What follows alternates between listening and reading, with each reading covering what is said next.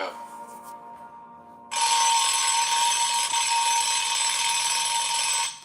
What's up, what's up, what's up? Welcome, welcome, welcome. Welcome to my live broadcast. What do you love about Fanbase? Hi, Fanbase. We are streaming live on Fanbase and YouTube as we speak. Welcome, welcome, welcome. We are speaking live. Welcome, live, live, live, live, live. We are speaking live. Thank you, thank you, thank you for coming in. We are now live on YouTube. Welcome everybody. This broadcast is dedicated to all things fan base. If you guys have any questions, you can drop them in the comments. I am paying attention to fan base and YouTube.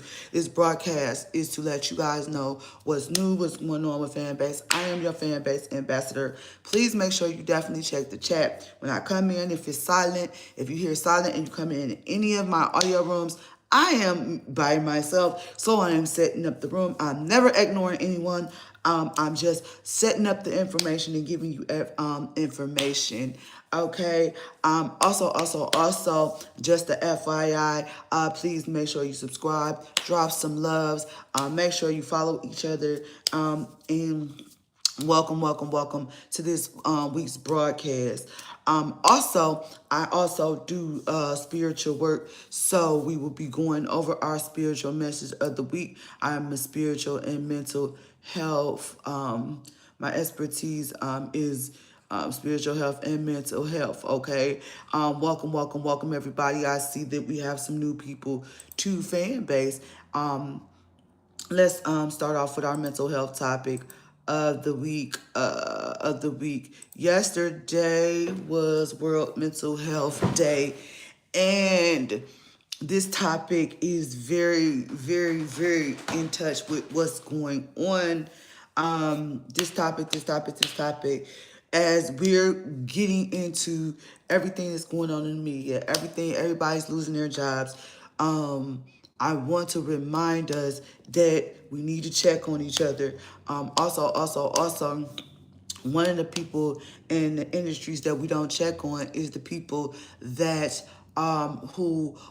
we focus on the people that's on the street, but I want us to also remember the people who, are low income and disabled and who are living check from check, the ones who you don't see on the street, the quiet ones, your quiet neighbors, those individuals, that's what I really want us to, focus on, because little bit about me is that I come from a mental health background. I've been labeled as a person who don't fit into the criteria. Low income, disabled, slow, this, that, and the other. And my journey to become fan base was the greatest thing when I came across fan base. So this week, what do I want to share? Each week I share what it is I love about fan base. And this week I want to share, what do I love about fan base? What do I love about fan base? When I came across fan base over 2-3 years ago, I came across fan base at a time to where I needed my community. I needed my community and I needed support. And since I've been a part of the fan base community, as well as a fan base investor, this has been one of my greatest moments. At 45, a proud mom of two. My oldest just turned 18. September 30th. And I raised her from foster care. So, again, I have two. So again, thank you for joining me. I do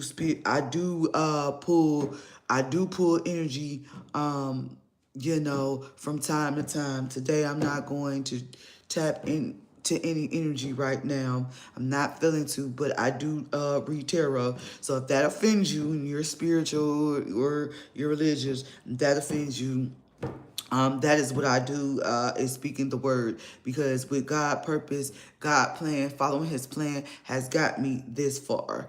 Okay, so yeah. So from time to time, you'll catch my lives. I'll be pulling tarot from time to time. And yeah, welcome, welcome, welcome, welcome.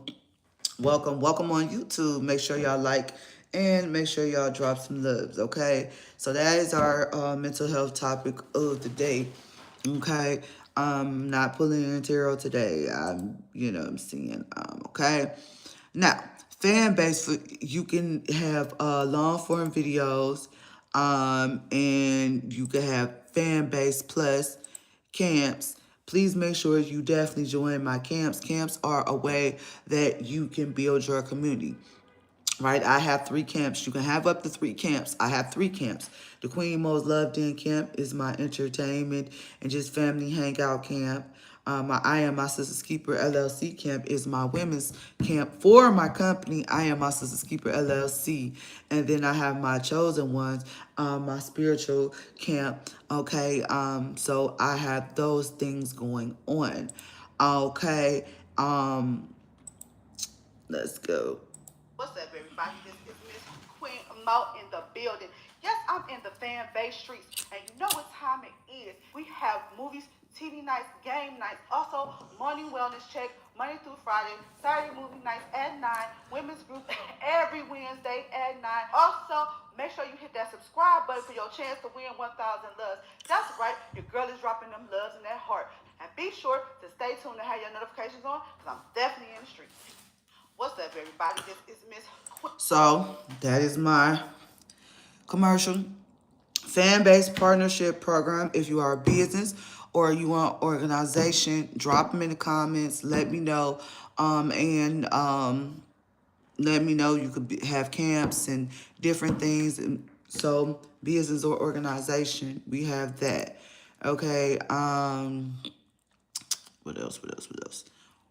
What else? We will be having movie night tonight. We'll be having movie night tonight at 9. Right after this broadcast, I do a live on Fanbase, and we just hang out, relax, watch movies.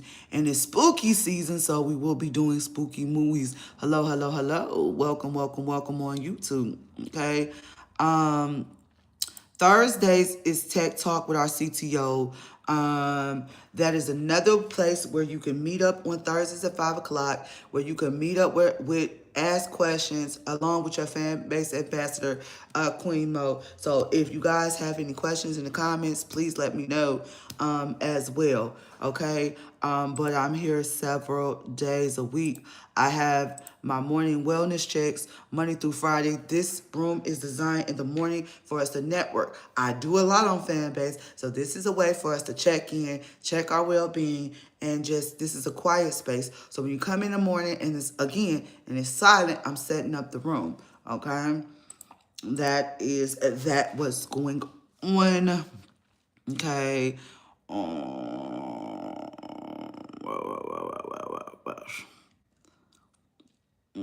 Okay. We have the Chosen Ones TV live broadcast on Tuesdays at 10 a.m. That is a live stream. We go over different TV topics, in the spiritual community and different things like that. What else is going on? Monday morning marketing meetings. Monday morning marketing is with Nick.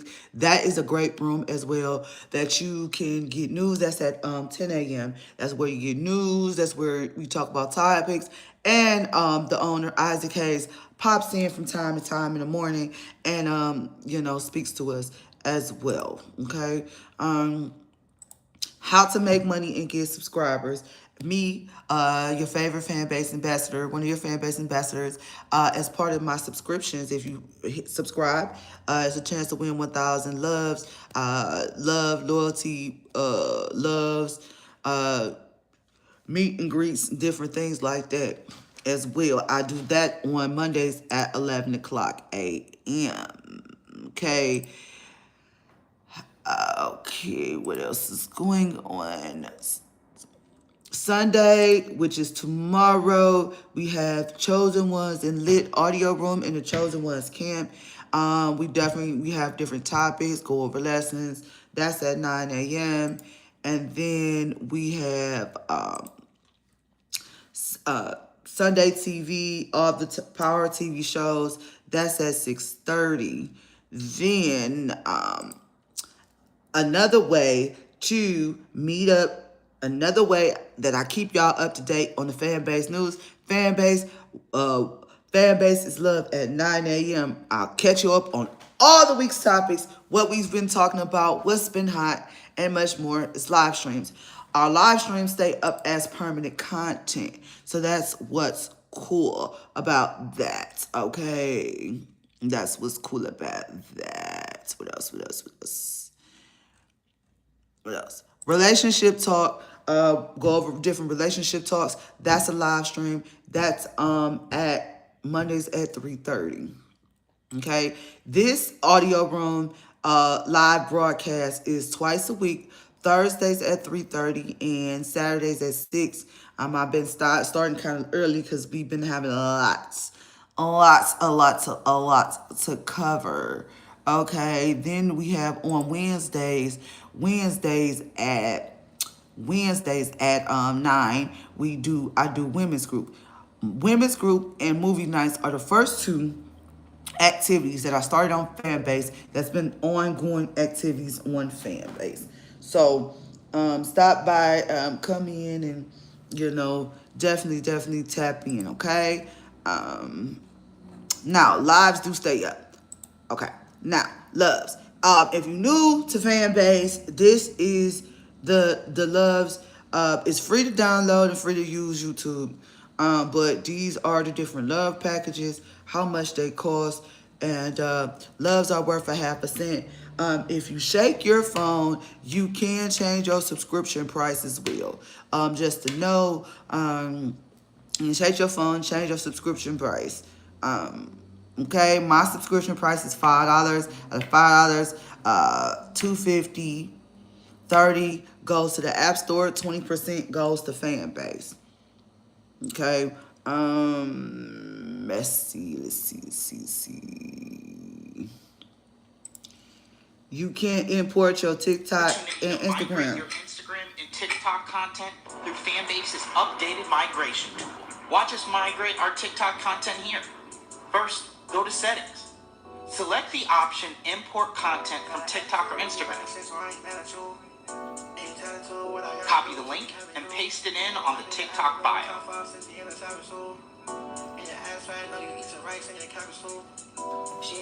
After you paste the link in the TikTok bio, head back over to Fanbase and type in your username under the Move to Fanbase section. Then, select what you want to move, profile or content. Press continue and you're done. Your migration process will then start. You see, the process is faster than ever before, now notifying you as you see your migration process in real time. Have your content migrated over to Fanbase in no time at all. Be sure to save your content today. Okay. All right.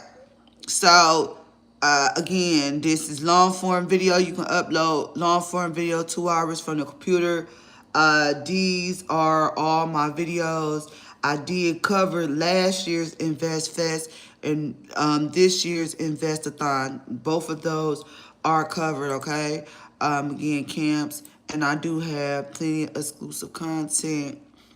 Okay. What is the highlight videos of the week? Let's see. Highlight videos of the week. Base, we take a stand for truth, justice, freedom of speech. My platform, my way. Be you without limits. Invest. At Fanbase, we take a stand for truth, justice, freedom of speech. My platform, my way. Be you without limits. Invest.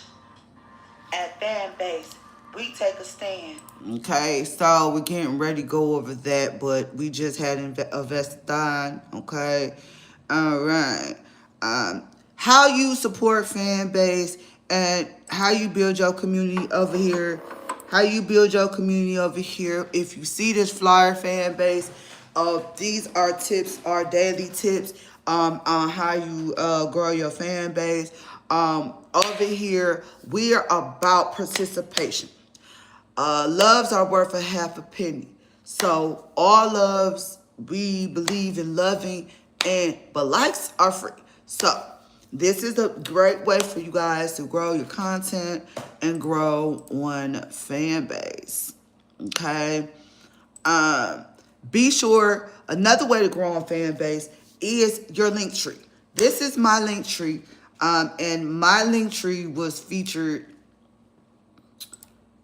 Let me show you. My link tree was the winner. Let me see where it's at. Let's see. Ooh, it's cold.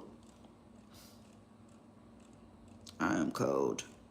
Where is it? Let's see.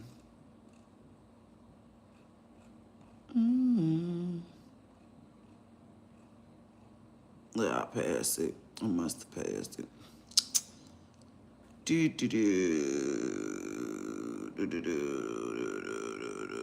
I must have passed it. Probably passed. My link tree was featured as the winner of a link tree contest. So called Link Up. That's another way for you guys to get loves on here. The minimum to cash out is $5. So what's cool about Fanbase is the fact that they have different contests and different ways where you can level up and just, you know what I'm saying? I love Fanbase because what I love about Fanbase, I can have fun. I can be me. I can express myself. I can read tarot. I can be spiritual. I can love on people. And yeah, this is the winner. Okay. Okay. Also,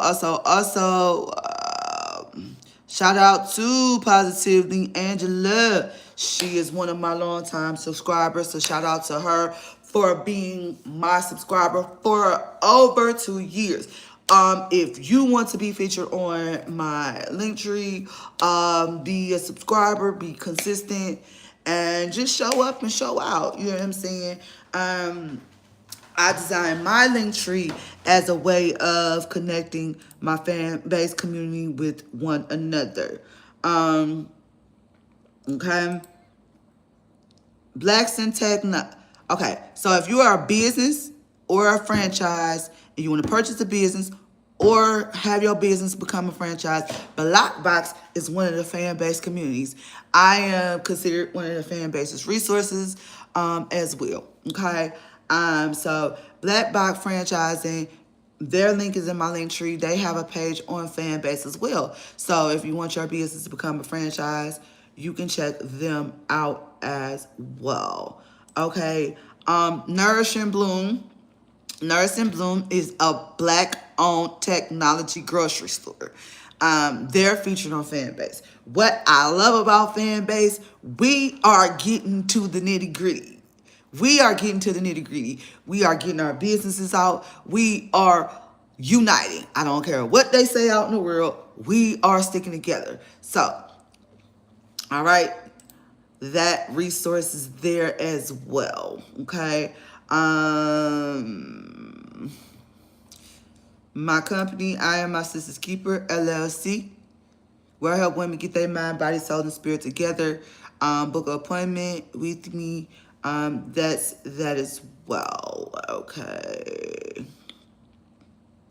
Let's go over the investment. If you check in your chat, the investments are ending December 15th. So, if you want to invest in Fanbase, please make sure that you check the link in the chat for Fanbase and for YouTube. Right? Fanbase and YouTube. So, please make sure you definitely check the chat. You don't want to miss this. And as your Fanbase investor, I'm also a Fanbase investor as well. And that's what I love about Fanbase. For me to be a first-time investor at I'm 45. I invested when I was 43, and I've been an investor for over 2 years. This is why I designed this room, so we can learn the positives instead of the negatives about fun. I created these lives so y'all can have fun with learning about fan base versus the dread about learning about fan base. Okay, so this is where we're at. We're raising 17 million. Okay. These are the different rewards tiers. If you an investor and you're having trouble making sure, shake your phone, let them know if you have any trouble, and they will get back to you. They're very, very, very, very responsible. And again, like I said, on Thursdays, they have Tech Talk with our CTO, Romero, who answers questions as well. Okay. What else? Let's see. Okay. Again, I covered the last year Investathon, and I did the behind the scenes. That's another thing I love about Fanbase. I was in the behind the scenes. What I'm about to show y'all about the Investathon is from the front half. I was behind the scenes. I live streamed, had a watch party in the audio room. That's why. I love this platform. I really do. Okay? So, check this out. These are ways that you can make loves. I'm already at. You can get loves in the chat. Okay? You can get loves in the chat. You can give loves in the chat. Boom, boom, boom. There you go. And it is already the 11th of the month. It's already the 11th of the month, and I'm already at $11. For it to be 11/10 of the month, I'm already at $11. So that is neat. It is already the 11th, and I'm already at $11 on Fanbase. That is why I love Fanbase, because the minimum to cash out is $5. Okay. All right. These are the audio rooms. That's the branded audio rooms as well. Branded audio rooms. Let me see something before I go. If you see this purple check right here on anyone's page, this is the Fanbase Ambassador Badge, okay? Fanbase Ambassador Badge. Thank y'all. We're almost up at 7,000. And I'm telling you, if I show you, I'm going to show you, this is why I love Fanbase. I'm going to go over here real quick. So I can show you. I can show you the difference.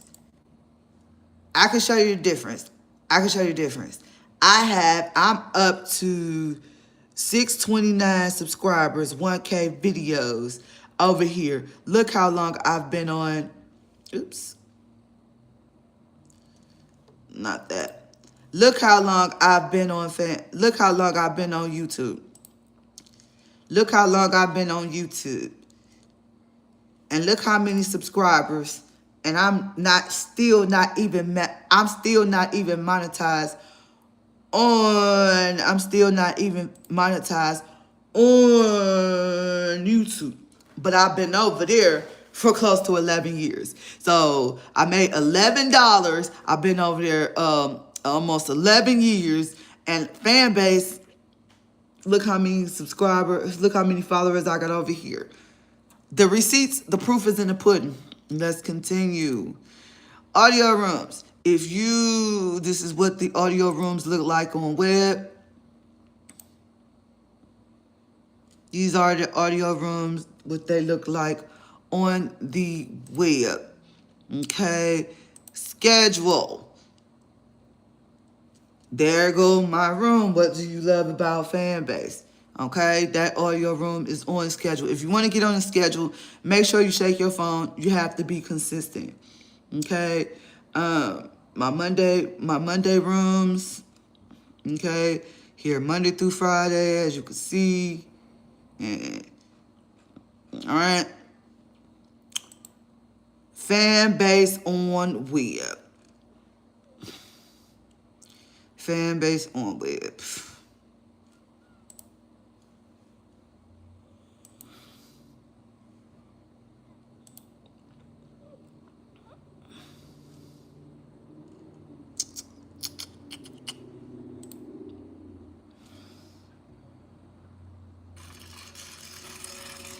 Bravery is not the absence of fear, but the ability to overcome it. We stand for those who defy suppression, who speak out, and those who walk the road less traveled. Everyone deserves to be seen and their voices to be heard. We're sparking a movement, growing a community of creators united by the desire for freedom, choice, equity, and ownership. At Fanbase, it's all for one and one for all. We support each other to guide, promote, and uplift you in a place where you can unapologetically be yourself. A place where your voice, ideas, and creativity are not just welcomed, but celebrated. We are Black-founded, minority-funded, and supported by a diverse, inclusive, powerful community that believes in the strength of authenticity and individual choice. Regardless of success or background, we welcome you. The marginalized, the underappreciated, the successful, the superstar. We're for all who seek a space to express themselves freely, where they are rewarded for being their authentic, true self. We transcend labels because only we have the right to define ourselves. We are built for the brave, the culture, the creators, and for the future where everyone has the power to shape their own destiny. Where all are empowered, voices are amplified, and freedom is embraced. For the first time, you have a chance to own the platform you helped make popular. It's a revolution. A movement in how we connect, create, and share. Everyone is a creator, and everyone has a fan base. Here, you can be you without limits. I love our fan base, promise. Yes, I do. Yes, I do. Yes, I do. Yes, I do. Ooh, ooh, ooh. Yes, I do love our fan base, promise. Yes, I do. Yes, I do. TikTok is going to be banned January 19th, 2025, and users are going crazy. But no worries, Isaac Hayes III has created a platform that is mind-blowing, okay? It's called Fanbase, and it's super simple, super easy. It's allowing consumers to not only consume content, but actually be able to get paid for creating content. See, in the past, your Facebook, your TikToks, your Snapchats, all those things, we put in a lot of work to build these platforms up, and we weren't able to really see the output when it came to the income. So what Isaac Hayes III has done, he has now created a platform where we can get paid for our fan base. They're calling it the TikTok killer. I'm excited. I created my fan base account, and the first thing that I noticed was that I was able to import all of my information from Instagram or TikTok. So all you do is put a code in your bio, the two applications talk to each other, and it imports over 2,000 videos from your previous platform. So you don't have to worry about starting from scratch. That was my biggest fear was, hey, I'm going to have to go to this platform, I'm going to have to start from scratch. That is something I just did not want to do. But enough of me talking about it, let's go ahead and jump into the platform. The website is going to be www.fanbase.app. And right here on the front page it says "Be You Without Limits," right? Fanbase is a free YouTube is in the chat. app that allows any user to earn money from day one, okay? So I know a lot of YouTube people is in the have to go chat. first, build it, and then you can start earning. Here you can start earning on day one. It's available on the Apple Store or the Google Play Store. Either way is fine.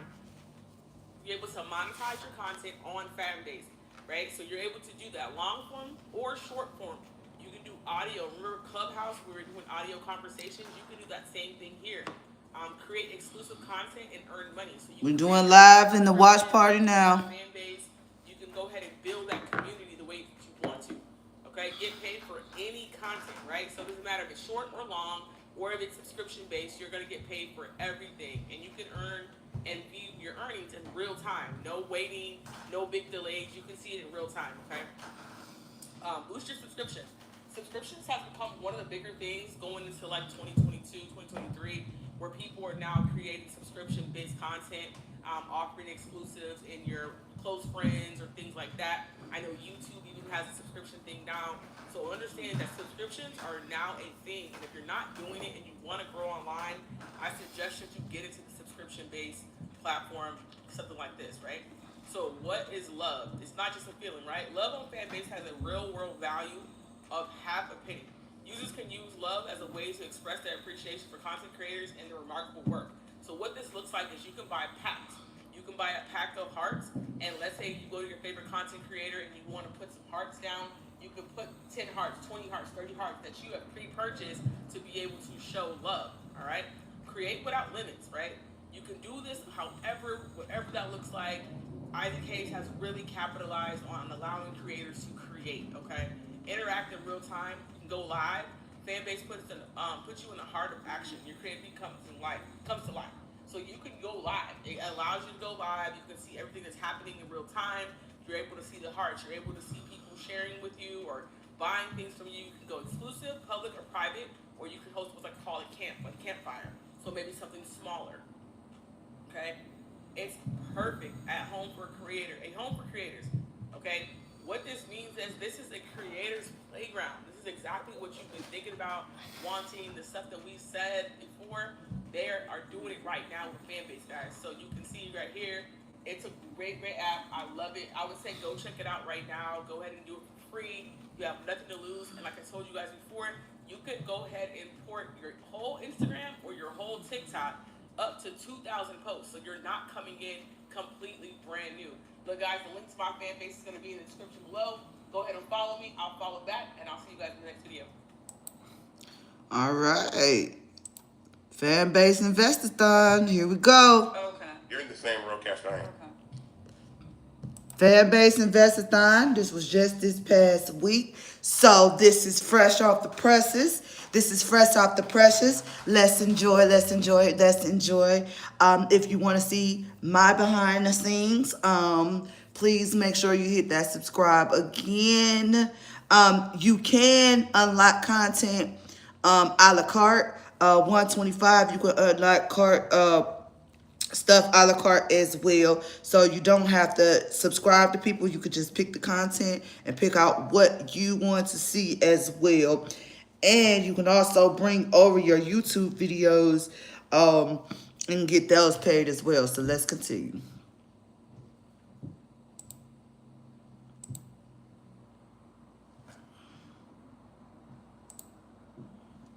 Growing up, we were taught that freedom of speech was our God-given right.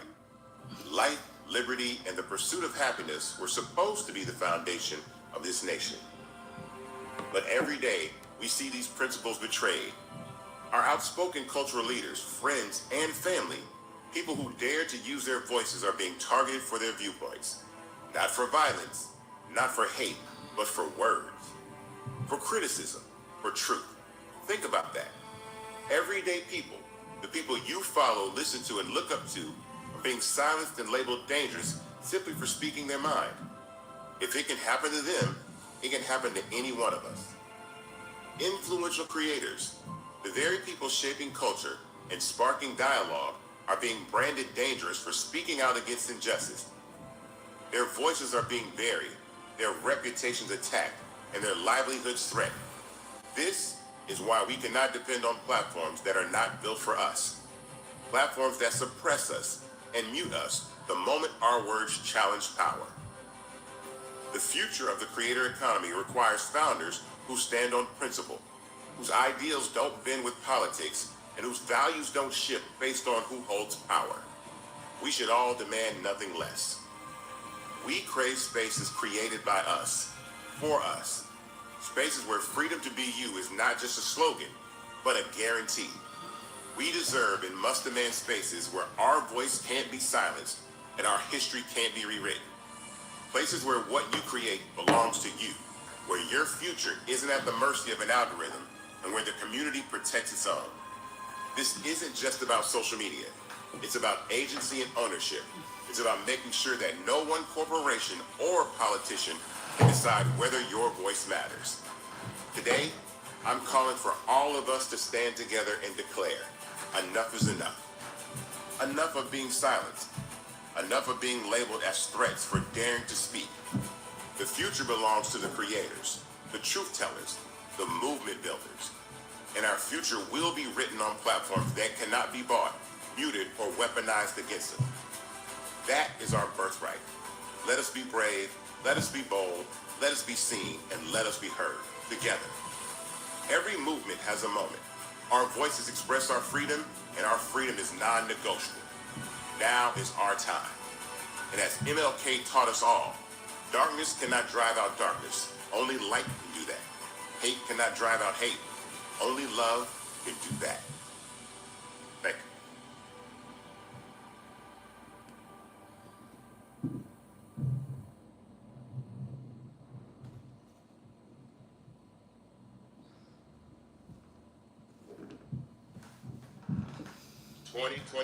Hello. Welcome to Investothon 2025. I am your host, Isaac Hayes III, founder and CEO of Fanbase.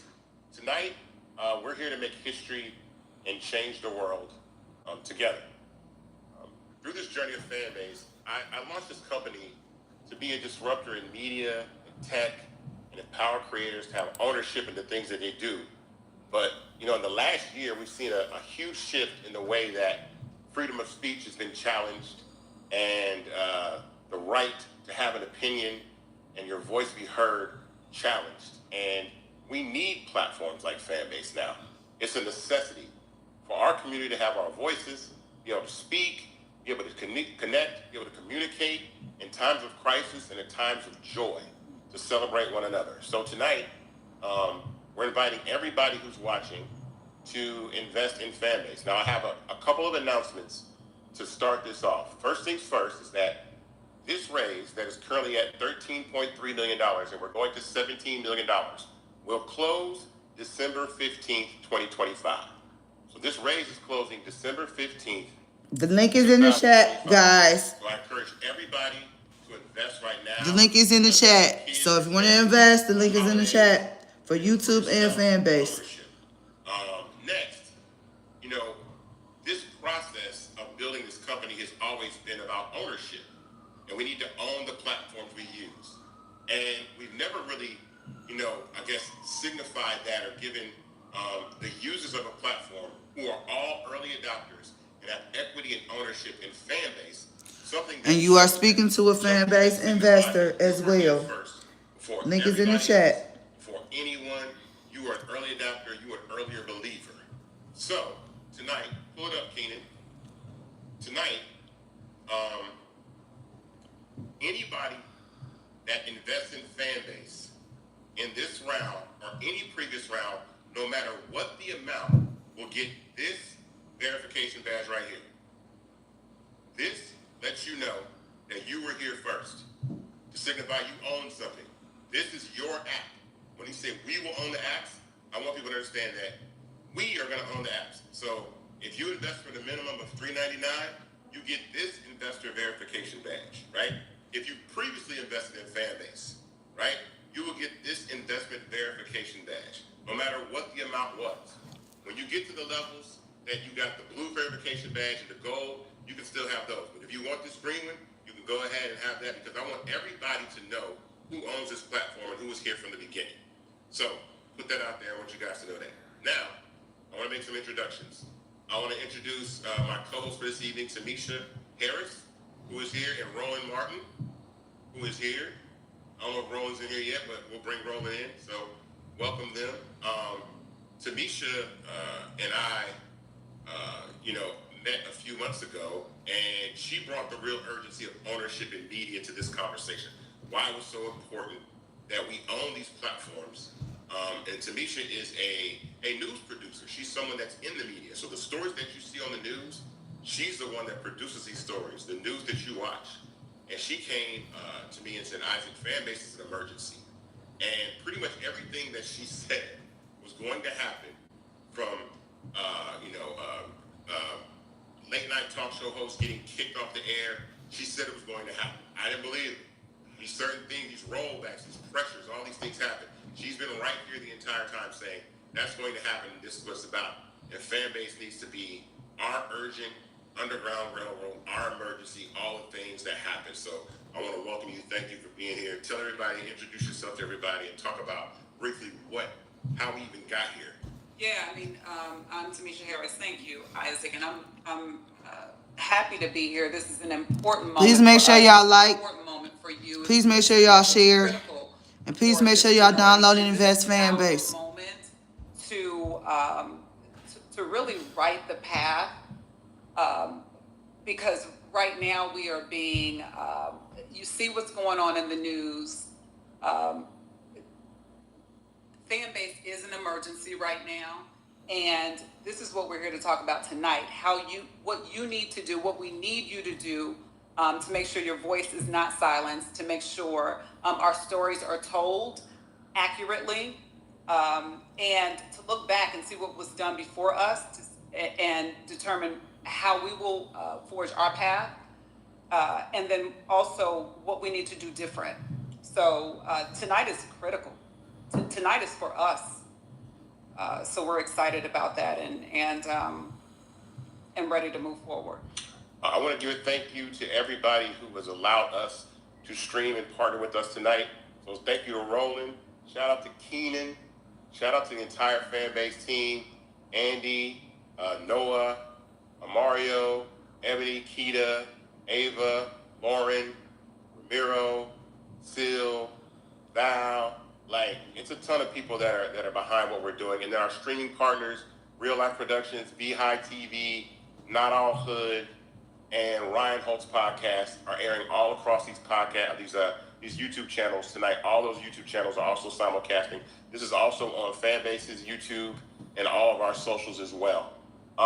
We're going to take a break, and I'm going to come back with our first guest, Ryan Holtz. Be right back.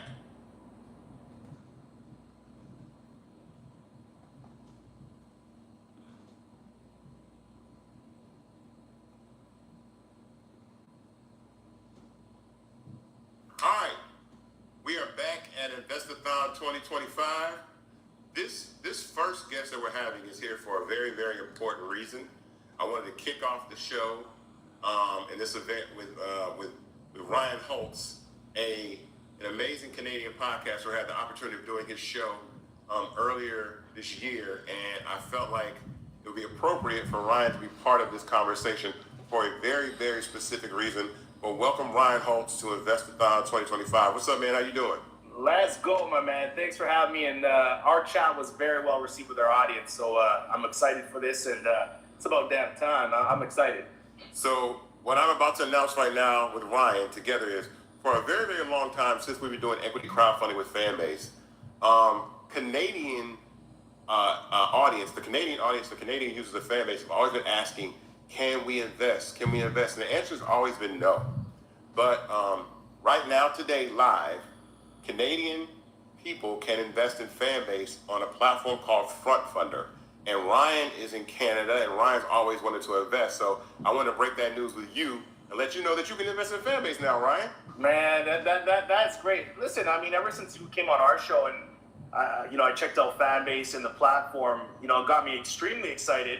But I said, man, I feel gatekeep because I'm in Canada. So, I've been DMing you, asking for the link, all these good things, and it only makes sense that, with the talent that we share across border, that now it is available here in Canada. So, on behalf of Canadians, we're very excited to see Fanbase and also get a little bit of a stake of ownership in it. Man, I appreciate that. If you want to invest in Canada, you can go to Front Funder. That's FRONTFUNDR.com/Fanbase to invest. Right now, it's live, so tap in and make sure you guys get a piece of equity in Fanbase. So now, Ryan, now that you're going to be a Fanbase investor, and you're also a podcaster, let's talk about the state of being a content creator and what's going on with all these social media platforms. How's the environment for you? What are you sensing? What are you feeling? Well, I always say I think the future of podcasting is where authenticity meets equity, and I think that I like to call it community capitalism, where we're taking followers and making stakeholders.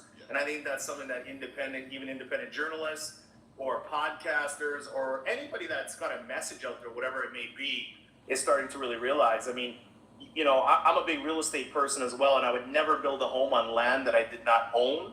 And when we're building followings and communities, I think the sophisticated, savvy content creators are starting to realize, look, I'm building something on a piece of land that I don't own, and this could be pulled from under me in a crack of a dawn. And then when we read those terms and conditions, they are not favorable to the creator. And so Fanbase, again, I think allows for that community capitalism where not only can we just get followers and reach, but we can also get equity and have stakeholders. And it's a two-way street, because I think, you have the foundation, the platform itself that says, hey, look, I got the audience, you got the content, let's have a great relationship that way. But, with a lot of the major platforms, they just don't do that. For sure. I'm excited. I want to start doing things with you in audio. In the audio space on Fanbase, I've been talking a lot about audio recently. The audio rooms for podcasters, because it gives you the opportunity to do live podcasting for your subscribers. So people that subscribe to you on Fanbase, you can create audio rooms. They're actually We are live in the audio room as now doing a watch party. And then there's live podcasting and audio. I don't think it's something that really people have approached, but I wanted to broach that subject with you. What do you think about live audio? I think live audio is good. Again, podcasting, the true definition of it is only audio. With video, it's massive now. And so audio, I do think is good, but I think that, you've got to submerge that with video and audio. And I see that you have already been doing that, and that excites me. I think audio rooms are good, but I mean, we need audio and video, in my opinion. So that's 100%. So we're talking about Watch Party then. So Watch Party is a functionality inside of audio where you can take a YouTube video, pin it to the top of an audio room, and actually watch the video with your friends. I actually been doing we doing it now. Actually debuting my podcast inside of an audio room using Watch Party. That's something that I definitely should think about doing. What else in the content creator landscape do you feel like now? Is this whole TikTok situation in America affecting you guys in Canada, or what are you sensing? Welcome everybody. You know what? It kind of is. Welcome everybody on Fanbase. Prime Minister that's in, and the investment link is in the chat for both platforms. The previous Prime Minister have been kind of a little bit somewhat voided out, but it's affecting us a little bit, not heavily. I think TikTok in general, though, because we do call it the TikTokification of social media. I think it's changed the content game 100%. What excites me is people who are coming into the content game. You don't need a big following. I mean, you could literally on your first post go viral, and I really like that, because the audience is saying, hey, we want our interests served to us on a plate. So what about like Fanbase? I want you to tell the people out there who, from your perspective, what do you feel about Fanbase? What do you like about Fanbase? What drew you to the platform, and now have you becoming an investor? Well, I think number one is approachability. I think you and I are having the chat right now. You're the founder. You have kept an open door policy, I think, even on social media, which I hope you never close, because I think that it's nice to see the founder and somebody who's behind Please the make sure y'all follow me. in the mix of the day-to-day, and in the mix of not only Fanbase, just the content, those who haven't. the audience itself. Obviously, you have a great pulse on all the other social media platforms and what they're doing. But I think you have a good eye on some of the pitfalls and gaps, and are really trying to, help the creators and say, look, you need to make some money here. You need to have some equity in what you're doing. Fanbase has a robust options of tools that I think still are underutilized, but with more time, more audience will be utilized. And I think again, if anybody's an investor or sees the future, I think Fanbase is a great way to get in early on and ride this thing into the growth ladder. I like to hear that. So where can everybody find you on your podcast and also on Fanbase? I want to make sure that people tap in with you. Yeah, the Ryan Oates Show podcast, anywhere you grab your podcast, YouTube, all social platforms, or just, ChatGPT and put in my name. I am readily available. And, people who are listening to this, go out there and get yours. I also want to thank you for allowing this actually to air on your YouTube channel. We talked about that. People don't know they're watching. Anybody in Canada watching right now, Ryan is also a partner of this Investathon this year, allowing us to broadcast through his YouTube channel. So I appreciate you allowing us to have access to your audience. And again, that Canadian audience, again, that's why I wanted to make sure I had you on, because now Canada can invest. So thank you for that. My pleasure, man. Anything I can do to support, let's, again, anything that moves the culture forward. Absolutely. So one more time, if you're in Canada and you want to invest, finally you can. You go to frontfunder, FRONTFUNDR.com/fanbase to invest. Make sure you join and get equity in Fanbase, create a profile, and join us on this journey where the users actually own the social media platforms that they use.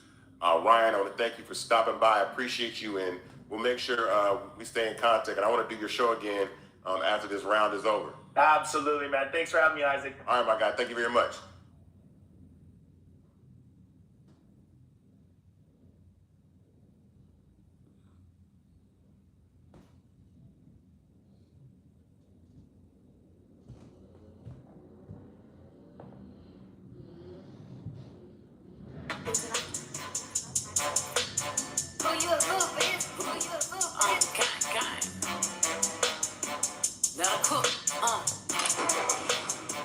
Let me cook. Have you ever been to London? Who you a good bitch? Who you a good bitch? Let me cook. Ooh, it's cold.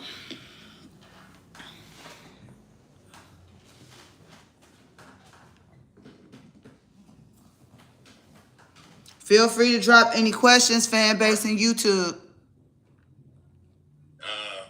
Has recently made an amazing acquisition in the space of black media, and I want to bring her to the program right now and talk to her along with Tanisha.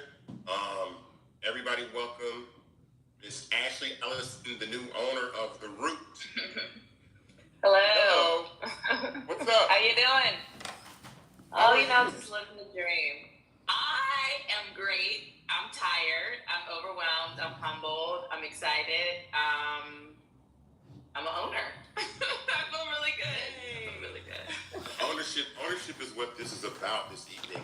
When I heard this acquisition, I've been on a mission to talk about we need more black media ownership for our stories to get out here. Tamisha's been talking about that, and how important it is that we're able to tell our stories and get our stories out there. What made you want to make this acquisition? Well, I was a journalism major in college. My father used to write for the black newspaper in our hometown, Youngstown, Ohio. I actually learned. I'm from Cleveland, Ohio. Great uncles. Cleveland, Ohio in the building. In Cleveland and Columbus. I'm from Cleveland. So, storytelling. Fan-based ambassador. Of my family's legacy. And to be honest, Cleveland, Ohio here. About The Root is Watering Home Media. And I started that in 2009, just a year after The Root was founded. The Root has been such an important part of my story and how I have informed my understanding of politics. And so when the opportunity presented itself to buy it, it was just like, how do we get it done? We need to own our platforms. We need to be able to tell our stories. And I was fortunate enough to make it happen.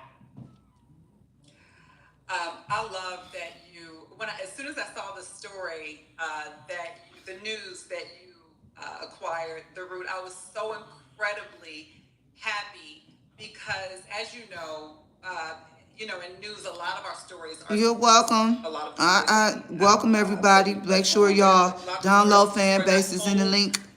Chat. Welcome everybody in YouTube. What you plan to prioritize in terms of editorially. What stories do you plan to bring to the forefront? The most important thing we're going to do is tell the truth. We're going to lead with facts and honesty and data and science. And, I have a background in politics, and oftentimes when we're running campaigns and we're talking about the black electorate, we say this thing that black people are not a monolith, and that is the truth. And so our editorial will represent that. I love gardening, and my sister loves education, and we're allowed to do that, and they should be able to read about that information. But here's the one thing I'll just say is, Isaac, you asked why I wanted to buy The Root. Historically, we have always as a people found ways to have our space, whether it was starting our sororities and fraternities or having HBCUs where we could get an education because we've been excluded, or whether it was from Ida B. Wells to the Pullman Porters, and now in 2008 when the route was started on the election of Barack Obama, we have always found ways to overcome the moment we're in, to center the stories that need to be told, and this is the moment that we're going to be doing that in the route. So we'll be focusing on the news of the day and politics, but we also know Black culture sets American culture and ultimately sets global culture. And so we want to harness and show the best and the brightest, the struggles of our lives, but also the joy of our lives, because joy will be an act of resistance that we hope to showcase editorially as well. Social media is a big part of distributing information. What plans do you have for the route as far as social? Because that's where really most people get their news. I'm looking forward to a route fan base page, but I definitely want to, what are your plans for social media and getting information out there to the people? Because that's where we get our news primarily these days, as legacy media tends to decline, cable media tends to decline. Everybody's in their pocket. So what are your plans for social media? We'll be everywhere. We're going to maintain our website. We're going to have a video first approach as well as the written word, because both are essential parts to communicate. Whether it be Instagram or YouTube or TikTok, we'll have presence there. But here's the thing, technology is always evolving, and as new platforms like Fanbase, like Spill become available, we want to be there as well. Part of, I think, the call to action in this moment for the route is to meet our audience where they are. Folks have so much access to stuff, and so we should not assume that people will default to the route. We have to earn. We've had loyal readers for a very long time, and for that, I'm extremely grateful for them. But we have to maintain and make sure we make it easy for them to get the news and information, because, as you said, everything is everywhere, and it's so fast, and coming at people so much, and they can choose to go someplace else. So we're gonna meet folks where they are. But here's the other thing that I think is really interesting in the route is that we also, as Black people, are communal. So we'll be on social media, but we also will be offline. We'll be in cities. There's a Route 100 gala, but they also had activations throughout the country that we hope to do as well, so that people can actually interact in person and not just on social media. Awesome. Well, we are excited for this accomplishment. Of course, we love to watch you on CNN. Give everybody hell. I messaged you the other day about that clip, that clip that's gone around. But we'll let the route handle those conversations. You handle those conversations. Continue to do that. But I know you got to go. Congratulations to everything that you've been doing. Continued success in all that you do, and thank you for stopping by Investify 2025. Thanks for having me. I really appreciate it. All right, we'll be right back.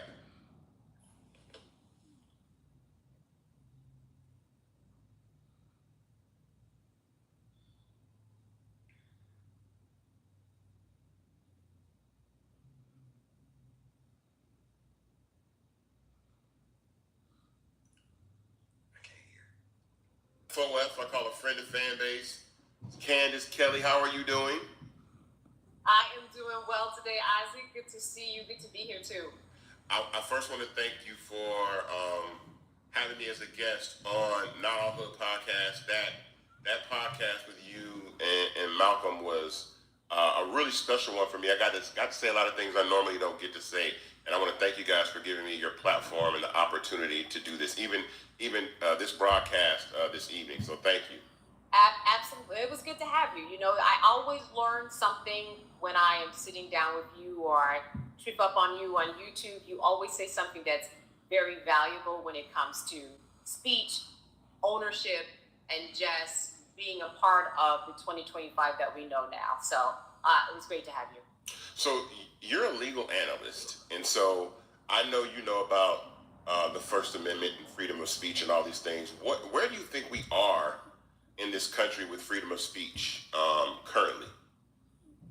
You know what? We are at a very crucial time being that what we are saying is being monitored at every turn. And this is something that constitutionally we have protections that are in place, that are guardrails that allow us to say whatever we want to say.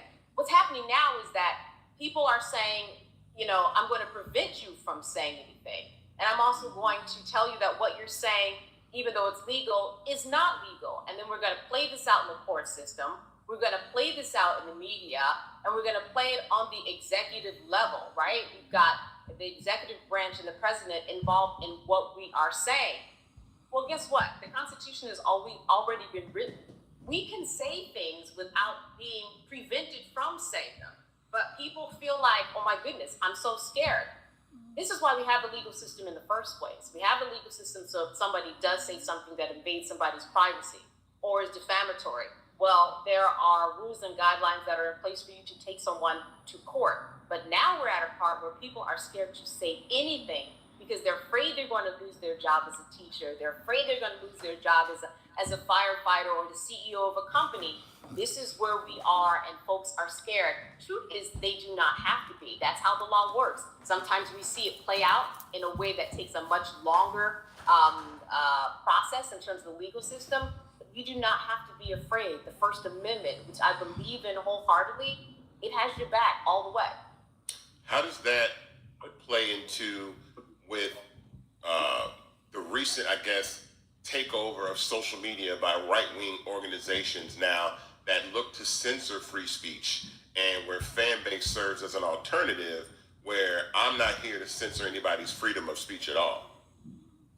Well, listen, that is one of the things about Fanbase that I love. That's why I'm an investor, because the First Amendment rules, and you're someone that says, hey, we are not going to stop you from saying things. Granted, there are limits, right? So the professor in me wants to make sure that we know, of course, if something's obscene or if you're about to hurt someone, that's totally different. But when we are talking about the First Amendment, what the First Amendment was, their goals were, it is met by your platform at Fanbase so that people can say what they want, not be afraid of being, not only just having their post taken down, but being arrested. Let's be real.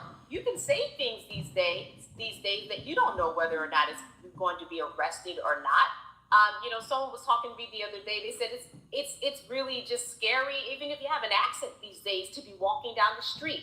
What is ICE going to be doing to you? Again, that's another First Amendment issue.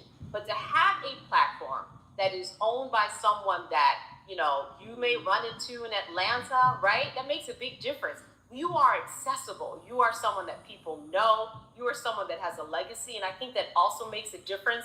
There's a kind of a safety net that you have there where someone who looks like you is doing something that is for you. So to be a part of it is a very big deal. It's different than being on Meta. It's different than, being on Twitter. It's different than being on Instagram.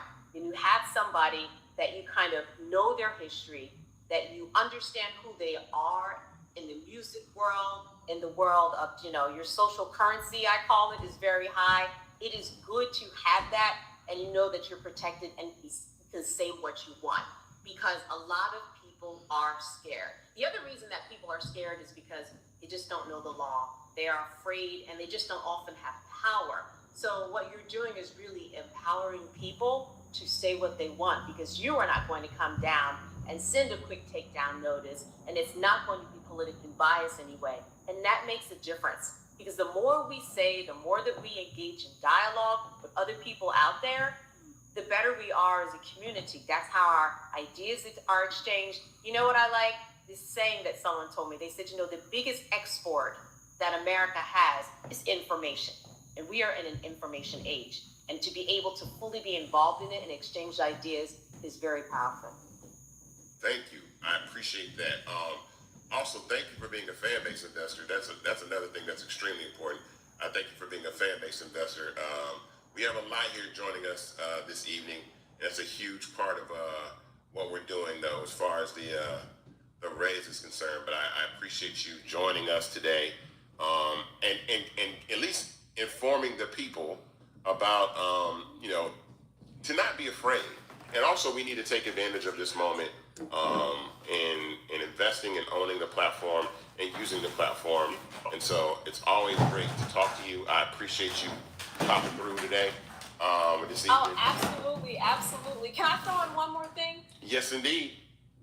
Okay, I don't want to go over my time. I'm good about time, but I do want to say this, that people have also been seeing a lot of things in the media about all of these mergers, right? Whether it, I think it's Sinclair and Tegna, and then there's Paramount, and then you've got this president that came in and, he got millions of dollars from Paramount because of something that was said on CBS. And all of that has been very much in the headlines, again, because what we are saying is being politicized, so that when you are able to have your own station, I call it a station, you have a station when you get on Fanbase, just like any other legacy media. Yeah. Because the YouTubers and people who aren't a part of legacy media, they have a huge voice out there, and it is more than competing with the legacy ABCs and NBCs that we know. So when you are on Fanbase, you are able to have a broadcast, not a narrowcast. I think that narrowcast is what we are seeing on ABC, NBC, right? We know that they have a certain period of time. They have to meet certain deadlines. They've got big wigs and the FCC over them in a way that you're not going to have on Fanbase. And I think that also makes a difference. And I want people to understand that this platform is something that they can take advantage of and have a voice that is as powerful as any other legacy media that is out there. Thank you. Where can we find you on Fanbase? What's your Fanbase username so everybody can follow you? All right, so there's going to be two places. You got to go to Not All Hood, all right? You also have to go to Candace Kelly TV. And I also think that Not All Hood may be _all hood. They're going to get me, Isaac. But look, help me out and post on this. But Google Not All Hood on Fanbase, and then also Candace Kelly TV. We would love to have you following us. Thank you very much. I appreciate you coming through this evening, and much love as always. I'll see you the next time you're back in Atlanta. All right, we'll do. All right, thank you. Hi, my name is Ava Medina. I am the publicist for Fanbase and Isaac Hayes III. In my role, I help to amplify culture-driven stories that drive ownership and impact. It is a very inspiring place to be as I watch Isaac and our team evolve the app to its ultimate functionality. Our Investathon is not just about fundraising. It's a reminder that our ownership is invaluable and we've lent it to the world, and now it's time for us to claim it for ourselves. Continue enjoying Investathon, download Fanbase, and be you without limits. Welcome back to Investathon 2025 for Fanbase. I am now joined by Miss A.B. Burns Tucker, a attorney, activist, influencer, creator, phenomenal black woman joining us today, who's actually been on our podcast before, but I wanted her to come to Investathon today because a lot has changed even since we had our last conversation, which is about the era of social media and ownership. And so you are a TikTok user, an Instagram user. I first want to ask you, how do you feel about this new acquisition of TikTok, and have you seen any changes in the platform so far? So if I'm being honest, I don't know how I feel yet, right? I'm still waiting to sort of have the open conversations about what this is going to look like for us as TikTok users. I know there's a lot of concerns about it. I've been focused on other things happening in government right now, to be quite frank. So I'm interested in seeing how this affects our use of TikTok moving forward. But I know like a lot of people are concerned about who's taking over it, especially considering that the right seems to own every media source that, we're able to utilize right now. It's a little scary. So what do you think about media ownership in general? Because I know we've had ICE run up in Chicago and pull black children out of their apartment buildings, but I haven't seen it on any media site. And so, how do we get our stories out if the platforms that we are supposed to trust and use and know about what's going on in our community don't show us what's going on in our community? Well, I think it goes to the point of we need ownership and we need more equity in the sources and the platforms that we're using, right? Without that control and without, our voices being heard on what is needed in our communities, we're just never going to get the information that we need. I think that's been one of the benefits of social media is that, for those individuals who didn't get their information, their news from other sources, they could tap into their favorite creators. But now that we're seeing the manipulation that is happening with these algorithms, right? Now that we're seeing who's actually dominating and owning these platforms, we're seeing our voices be drained out more and more. So I think that is why it's important. I think Jasmine Crockett mentioned something about this where, she mentioned that Democrats, for example, weren't even on social media, let alone did they own platforms, right? And now you see the opposition, right, owning platforms. Not only are they on the airs all day, every day, and like flooding us with information, the information that they want people to receive, but they are owning these platforms. And so because they own these platforms, they get to put out the information that they want the audience to hear. And so therein lies the issue with us, getting the little tidbits about what happened in Chicago, and yet the airwaves are flooded with things like, how much time is Diddy gonna get tonight? Or Cardi B and Nicki Minaj, right? Nicki Minaj, right? So let me ask you this: you were recently in DC for CBC Week. Was there any conversation about media ownership during that week at all? So let me be clear that there were a lot of different panels that happened. So I couldn't confirm or deny whether those conversations happened formally, because again, there were so many panels, and the ones that I went to weren't necessarily geared towards tech, but the conversations were had in smaller circles I was in. Let me say that. And so I think there is this awareness, especially with the acquisition of TikTok right now, there is this awareness that we are losing.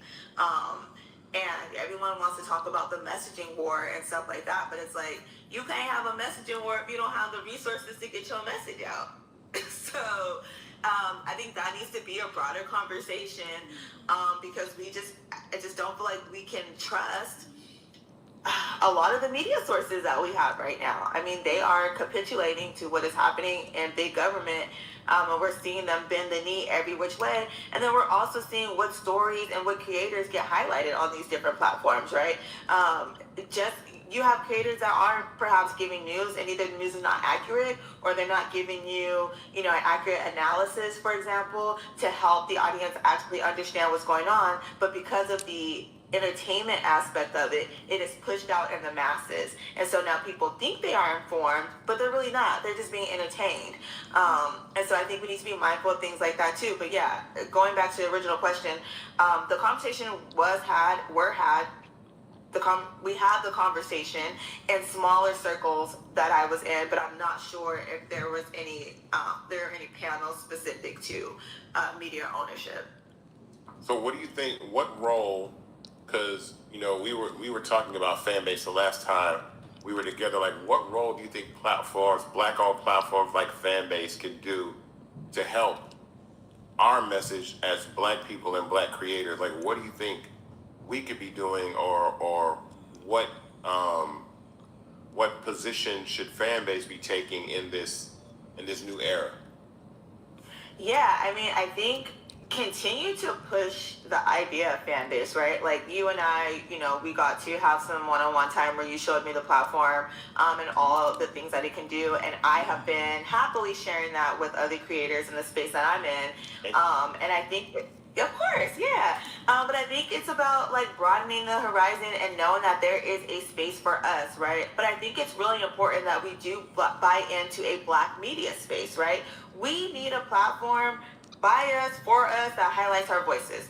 Point blank, period. That is not biased against our skin tones. That is not biased against our messaging, right? That is giving us a active and a fair and even platform and space to communicate to our audience. And I think that's where Fanbase comes in. So I say that Fanbase need to continue to do what it do, right? Continue to get donations, get donors, investors, whatever need to be done. Continue to promote, because it's gonna come a time. Investors, my bad. Look, my bad. But continue to get investors to pull up and support the platform, because we're going to have a space. And I think that it's good that the platform is rolling out now, right? That people are more and more like finding out about it and buying into it now, because we got to do it before it's too late. right? We cannot wait until they completely take over TikTok and then we just not allowed to be on TikTok no more for whatever reason, right? To decide we want to join a fan base, right? Because that is too late then. We have to start investing in this now. And I think it's more, it's a responsibility to us too as creators and messengers to make sure that we have an active space for us to continue to communicate to our audiences with. We can't, ain't nobody coming to save us, so we're gonna have to save ourselves. And fan base is gonna be one of the ways that we save ourselves. So I've asked this question a couple times this evening that about 4 or 5 men own about 98% of the media in the country right now. When you think of Instagram, when you think of X, when you think of Paramount Global, and now TikTok, and Meta and Instagram, how do you feel about such a small group of people owning social media platforms? I think that is scary, and we should be scared. We should be concerned about that. Like, that is a monopoly in its finest, right? That is a monopoly on the freedom of speech, right? That is a monopoly on equality and equity, quite frankly, right? And we need to be concerned about 4 people dominating the airwaves on what we can say, how we say it, and who gets to hear it, right? Recognizing that other dictatorships and authoritarian regimes took over media and press, right? In order to suppress messaging and keep people in bondage, right? Mentally and physically, quite frankly. So we should be concerned about that, and we should not allow that. In a country where we should have freedom of speech, how free are we if 4 people are in control of how we speak, when we speak, and who gets to hear what we say? Yeah, I mean, I agree. I think that's, when we first founded the company, I always say Fanbase was something that I wanted you to disrupt just mainstream media with regard to TV, film, music, stuff like that. But now it's looking more as a resource of communication that's necessary especially for Black people, because I feel like, we're shut out and we don't really have the opportunity to own our narrative in a way that allows us to communicate effectively. So fan base is an emergency. I think that's really one of the things that we're expressing during this this broadcast, this special, because the 2 people that I wanted to talk to the most were content creators and media, like icons of people in media that have been forced out of media and not able to kind of have that conversation. So what do you think is next for you personally as a content creator? What are you doing to prepare in the event that things happen? Are you doing any type of preparation? Because I always tell people you should use other platforms, but are you preparing? Because I told people today, I said on this setting other up a show, link tree. Back up your black up, like with Fanbase. You got to back up your black. You know what I mean? Like, you know what I'm saying? So what are you doing to kind of prepare in the event, just in case? Yeah, I mean, so I'm one of quite a few creators who, I scaled to different platforms pretty early. So I'm grateful that, my audience is dispersed amongst the different social media platforms, which is good. I think like having a mailing list, having your own mailing list is also very important, so that you can directly reach your audience when necessary, because, we've seen these apps crash before, for example, right? And it is devastating. I'm one person who early on, when I first went viral and my platform was growing, like someone had actually stole access to my Instagram account, and I was locked out of my account for months, right? So I know how devastating it could be to like lose that audience. So I think it's really about making sure you scale out to other platforms. That's one thing I've done. Have a mailing list. I have my own website, legallyhype.com, right? So you gotta own something, right? You have to own something of your own. Like we are leasing space on these platforms, right? Like we are leasing this real estate. You have to have your own asset. So that's why investing in platforms like Fanbase, being able to do that, right, is valuable. That's why having your own mailing list is valuable. That is why having your own website is valuable, because you have ownership. And that is important. I think that's what we've been lacking. So that's one way I've been trying to just scale out and just protect myself if things do go awry. And yeah, I'm gonna just do what I do from there. Well, good. I mean, where can people find you? Because I want people to be able to find you on all socials. I know your handle on Fanbase, but tell everybody where they can find you and keep up with you. Yeah. So my handle is the same across all social media platforms. It's I am legally hype, and that's on Fanbase, Instagram, YouTube, all of whatever you use, you can find me on I am legally hype. And then you can also go to my website, legallyhype.com. Awesome. I want to thank you for keeping us aware and keeping us not distracted with rappers fighting and all that kind of stuff while real things are taking place in the country. You are a treasure and a valuable asset to our people and the fight in which we have for democracy. So I thank you for freedom of speech very, very much. I thank you for joining us, and continued success and blessings. And we're so glad to have you on Fanbase for it. Thank you, everybody. This is A.B. Burns Tucker. We're going to be seeing more of her at Fanbase for sure. But thank you very much. Thank you. And I'll be keeping y'all distracted too, but it's all in good fun. Absolutely. All right. Bye-bye.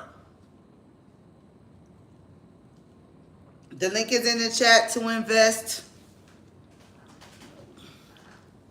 for both checks. My name is Lauren, and I'm currently the product owner at Fanbase. Thank you so much for joining us at our Investathon today. We truly value your time, your engagement, and your commitment to our shared mission and vision for the product, its future, and its future successes. We truly appreciate any contributions that you make to us during this time. In my role at Fanbase, I'm in control of a lot of things. I have a lot of responsibilities in making sure that the product operates efficiently, smoothly, and reliably to create a really great home for all of you out there. I have a lot of really cool product improvements and updates that are on the roadmap, and you might have already seen a few of them go live in the app, fingers crossed. But if you haven't gotten a chance to check it out and download it, go to your app store for whatever OS you have, try it out, play around, and leave us some feedback. I hope to see you in Zendesk.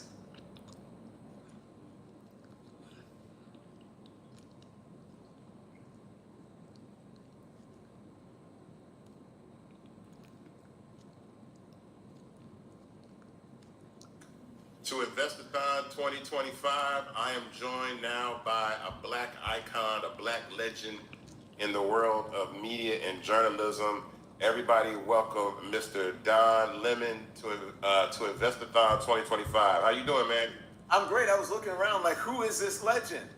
Who is this icon? Come on, thank you. There are very few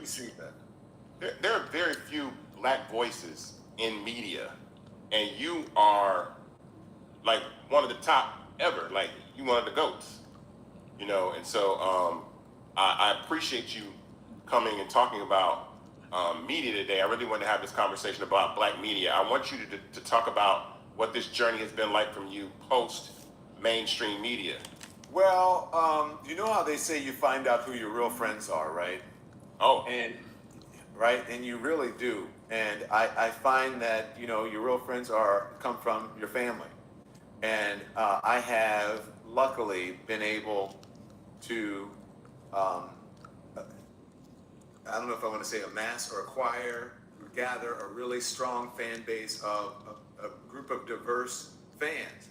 But my fan base I think the heart of my fan base is like the church ladies, the church hat wearing ladies, who watched me on CNN and followed me here, and the deacons in the church or whatever, just very loyal people who understand how important it is to have black voices. And now, since this is sort of a socially forward, a front-facing social era that we're in, especially with media, so right now I'm in everybody's pockets, on everybody's phones, and now my fan base is younger. But it is a diverse group of people, but I think the majority of my base is African Americans, and mainly women for me, and which is great for advertisers. So the journey for me has been one where I found out who my true friends, who my true supporters are, what my true, real, the OGs, the ride or dies are, and it's also been eye-opening and challenging. I say that it's daunting, it's exhilarating and daunting all at the same time. And so I'm happy that I'm in this space. I think I left corporate media at the exact right time, and I'm really excited about where we're going. Even though I wake up and I sit in front of a camera and a computer at 8 a.m. and I don't leave until almost 8 p.m., I'm excited about the future, and I enjoy doing it. I'm happy to do it because it's mine, and I love this new era of media that we're in. Yeah, I like this Don Lemon curses, and he gets to speak his mind, and it's like I think a big part of the conversation that I've been having is the migration from legacy television, which I think is on the decline, into being in everyone's. You know it's on the decline. Come on, Isaac, you know it's on the decline. I know, but all you gotta do is look at the numbers and look at the numbers. No, let me give you I'm sorry, I don't mean to take over this interview. You did say I was an OG. Let me give you your flowers for what you're doing at Fanbase and actually being a pioneer in showing people by example what is needed in this moment, and that is ownership in these social spaces and digital spaces by Black people, by African Americans. And so I want to give you your flowers for that. So thank you for doing this, and thank you for leading the way. And I tell you, if I didn't work so hard, I'd do more with Fanbase, but I'm trying to build my base, and we're doing it together. So I'm here with you. I wish I could do more. I wish there were like 3 of me, but there's not. So, I just wanted to tell you that. I'm sorry. We're gonna help you. One of the things that this era is seeing is the erosion of free speech. We've seen what happened with Jimmy Kimmel. Why do you think it is so important now that we start building community outside of social in a way that, outside of mainstream media that we can own? What's the importance of that? What's the urgency in that? Look, I went on to NBC the other day, onto MSNBC, and I only do it if it's a friend. Someone that, because it's just not worth it. I get very little feedback when I appear on corporate media. If I go on cable news, it's like, was I even on? But when when I come on my show, we're streaming live on Fanbase as we speak. Tons of feedback. And so what I realized is they paid live on Fanbase as we speak. Isaac, from when I was there, when I used to fill in the early 2000s, 2001 or 2002 on MSNBC, and they played all these NBC clips, and I was like, man, I haven't seen that. Man, that's in their archives. I don't own any of that shit, right? And then I go onto CNN, and they'll play a clip from me. I don't own any of that shit. And guess what? Many of the stories that I did, or the obituaries, interviewed people and they just cut me right out because I don't own any of that. So basically, if you go on CNN, it's as if I never existed because they own it. And if they want to erase you, then they erase you. But in these spaces, no one can erase me but me. And so I own my own material. And so to answer your question, it is important that Black people have ownership in themselves, that we own our own IPs, that we own, that we are out in front in this business. And don't get me started on AI. We really need to get on top of that as well. But it's important to have, because look at the mainstream corporate media now. It's all conglomerated. It's all conglomerates, and they're consolidating conservative media. Look at what's happening with Paramount and what Ellison is doing. He's going to have CBS. He has Paramount. He is probably going to buy CNN, and so he's going to. So they're going to and have a part in TikTok. And if they want to erase us and cut us out, they'll be able to do it. So we need to make sure that doesn't happen, and we need to be in community with each other. That's the only way it's going to make a difference. So the Jimmy Kimmel thing showed people what the power of the dollar is. And so I say the only color they care about, they don't really care about black and white. They care about green. Yeah. And so Their money is your money. And when people stopped giving their money to them, then they said, oh, we need to bring Jimmy Kimmel back. So we need to stop giving our money to them and give it to our folks and invest it in our folks. And then maybe they'll realize how important we are and they won't try to erase us. That's it. We're segueing into the part that I think there's only like 4 or 5 of the richest men in the world own like 98% of the media now, which is crazy. Crazy. It's very, very scary. It's funny because I saw some people posting about this today, and it was some guys that I said, I told you guys this is coming, and that we don't take the opportunity to uplift our own voices in ways that we can build community and culture in places that I feel like allow us to have our own voice. This is a very, very important moment. So, and again, right-wing media owning, you know, the TikToks of the world. I don't know how much you use TikTok, but for the youth and be able to silence messages and silence the agenda of individuals that have things to say that may not align with the administration or the owners of the platform. This is the urgency in building up fan base, building up other social media platforms, you building your platforms. What are you doing to do your part as far as creating with your show? Because I watch you all the time. It's great. You're out in the street. You know, you're working harder than I've ever seen anybody work to, you know, do what you're doing, and you're fearless about it. So what are you doing in this space to kind of leave your mark and separate yourself? One, you know, at the end of the day, I'm just trying to be successful, right? I'm just trying to survive and have a successful business and platform.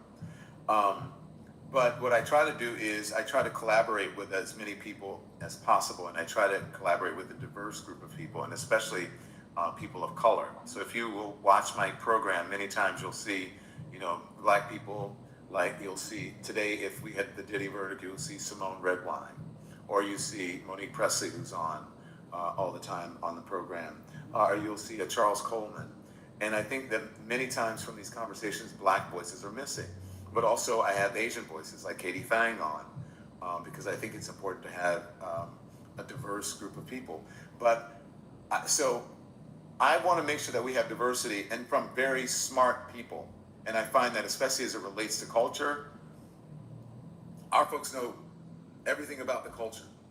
And so that's what, you know, to leave my legacy is to giving people, other people, a platform and a chance to be able to grow their brands and their platforms as well. I don't want to be someone who takes from, uses people's talent and not give back. I see that a lot of people do that. I'm not that person. If you come on my program, I'm gonna gas you up. I'm gonna gas up what you do. I'm gonna promote what you do. I've offered people to be contributors on the program to get them started, and then once they get started, they do their own thing. So that's what I want to be. I want to be an asset to the folks who are coming up behind me, and I think that's my biggest contribution. Like you said, I'm the OG. Okay, fine. That just makes me feel old, but I'll take that. And then also, I got to tell you, you know Charles Blow, right? From the New York Times. Charles Blow is a brother, and also, you know, has been on the program. And I saw him the other night, and he says, you know, you're the dean of all this. And I said, what are you talking about? He goes, you're the dean of this new media. Like, everyone is watching your transition to see what you do in order to figure out what they're going to do next. And I said, wow. And so if I can just provide somewhat of a roadmap for people, then I'm cool with that. Yeah, you're doing that. I mean, you're doing that, and you're doing, you know, again, you're doing your version, and your voice is necessary. You know, what's going on in Chicago, I noticed that I have not seen that on anywhere in the media. And again, I think that one of the things that Tamisha and I were talking about was that how urgent fan base is as a place for Black people to communicate what's going on. If ICE is switching the narrative from talking about we're going to get illegals, and now we're pulling African American people out of their homes, that is the urgency of, I guess, owning a platform or having a platform like Fanbase. And it's at this time, it seemed, you know, maybe a few years ago, it seemed like social media was fun, but now everybody's realizing the tool that it is to mass communicate in real time.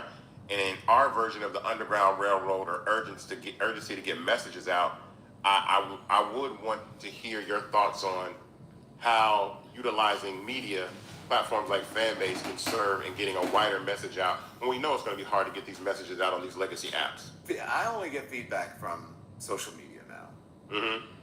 And so it's not that social media is the future, social media is the now. Mm-hmm. And for someone, and for Fanbase, right, which is really, it's more about experts than it is really just about creators, right? And offering, Black folks a space to become creators if they want, or experts, or a place for them to show their expertise and their abilities. That's important because if you look at, it's all about algorithms. You know this, Isaac. Yeah. It's all about algorithms, and algorithms are as biased or not biased or unbiased as the people who program them. Correct. And so, how do I answer this? I want to answer this with an example. If you look at what happened with TikTok, when TikTok really became, at its zenith, because I think it's declined somewhat over the last couple of months, was during COVID. And so people were sitting at home, they were watching videos, they were doing whatever, and they were doing all these dances. All of these dances had been, most of them, if not all of them, had been created by Black dancers, Black creators. And then the kids that came along who were imitating them or just mimicking their dancing and their choreography got all the money from it because they got all the views, because the algorithm is what? Created? Yeah. Yeah, the algorithm is created and it's created around them. The algorithm favors them. And so in this space, the algorithm doesn't favor, a certain group of people. It is a fair algorithm. And it also understands that, especially the culture, entertainment, fashion, or whatever, it's Black culture. American culture is Black culture. You go all over the world and you see American culture, which is Black culture. People wearing Jordans all over the world. You may like yay or not, or ye or not. People are wearing Yeezys all over the world. You know what I mean? Yeah. People are listening to Beyonce all over the world. People are listening to Isaac Hayes Sr. all over the world. That's Black culture. That's American culture. So in order to, I think, to profile that, you need a Black platform, a Black-owned platform to do that. And then once that is established, I think, and galvanized, then people will say, you know what, I don't need to go to that other platform. I can go to this Black platform. I can make money there. I can become a creator. I can have revenue share there. And so I hope that we get to that point. We are at that point, but I hope we get to a point soon where, I don't have to go to all the other platforms. I could just come to something like Fanbase and boom, that's it. We're going to get there. I certainly wouldn't work, so hard. We're going to get there. I think, part of what we've done this year is actually work on our recommendation engine, our version of an algorithm. And our algorithm is all the way DEI. It's like, it's inclusive of all people. That's what, this whole journey and process has been about, is building something inclusive, but that recognizes Black people, because we do get economically cut out of what our creations. We invent something, then somebody cops it, they exploit it, they make all the money from it, and then we complain after the fact. And so my version of trying to cut that off is building the infrastructure of the ownership of social media so that people can actually own the company and also monetize their content, which now everybody's starting to do. And we see like Kai Cenat and all these other people starting to monetize. And that's really the future. So you're one of those individuals that are leading that. I thank you for joining us and providing an opportunity for you to share your experience in Black media. How can we support you and what you're doing? And at the same time, I know we're going to get you. We're going to do something special with you on Fanbase. I'm going to hit you about it. We're going to do something special with you in audio. In the audio spaces, we have these amazing audio rooms, Don, that can reach millions of people, right, without even having to download the app. And so town halls, really great, amazing conversations that can jump the limits of having to download an app just to hear you talk and really get the word out. Is really what I want to talk to you about doing that, because that's going to be very important. So I want to have a meeting with me, you, and my head of social media so we can figure out how to help each other. Awesome. Thank you. We will help each other. I appreciate you for stopping by Investathon. We will follow your journey and support your journey. The Don Lemon Show on YouTube, Don Lemon Official on Instagram, and then Don Lemon everywhere else that you get streaming and social media. Thank you, sir. I appreciate you very, very much. Thank you, Isaac. You be well, okay? Have a blessed day. You too.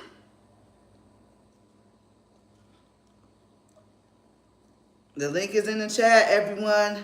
Thank y'all for watching. Let's continue. Welcome back to Investathon 2025. We are joined now by the legend, the leader, Pastor Jamal Bryant. How are you doing, my guy? Man, I am super excited to be connected to you and to be connected to Fanbase and to be a part of an amazing moment in history for the culture. Thank you. I've been watching you probably for the past year put the black community on your back. You're stepping up in a way that I think we needed as far as leadership. I text you from time to time and let you know that, but if no one has told you, I think that you're doing an amazing job. I really appreciate what you're doing, and I want to acknowledge that first before anything. If nobody's told you, I'm telling you, thank you for your leadership, your service, and what you're doing for the black community. It means more coming from Isaac Hayes III, so I'm grateful. Oh man! And I'm glad that both of us are really doing what I think that we were born to do in terms of equality. You're doing it in technology, and I'm trying to do it in the economy. And I think that there's a conflation of both of those where we're able to come together, and I think that's why we're able to link up. For sure. So I know, like right now, we're in an interesting time as a company when it comes to social media and free speech. And I wanted to get your thoughts on what I feel like is an attack on black people, black culture, especially the ability to communicate in the way that we need to communicate, especially in times with like DEI or, you know, people running up into buildings in Chicago, stuff like that. Like, I want to know your thoughts and what we need to be doing to communicate and stay connected. There is nobody who out-communicates black people. Black people made Twitter. Yep. Black people made Instagram. We're just muting our voices. Fred Hampton said we're not outnumbered, we're out-organized. And so I think that we got to strategically figure out how do we amplify our voice for what it is that we're going through. Right now, while I'm talking to you, I am giving groceries, Isaac, to 1,000 Georgians who've been furloughed by the government. Now, here's what's crazy. I just announced it yesterday. And when I got to the church, there were 539 cars on the campus. Wow. I announced it yesterday. 539 cars on the campus. I didn't open till 9 a.m. Here's what's amazing. They found out because I posted it. Yeah. Not on radio, not on television. So we got to figure out how do we mobilize. Here's what's significant is 100,000 people have been furloughed just in Georgia alone. I know fan bases nationwide and global, but 100,000 just in Georgia. What if we used fan base for all of the passes in Georgia to begin to strategize?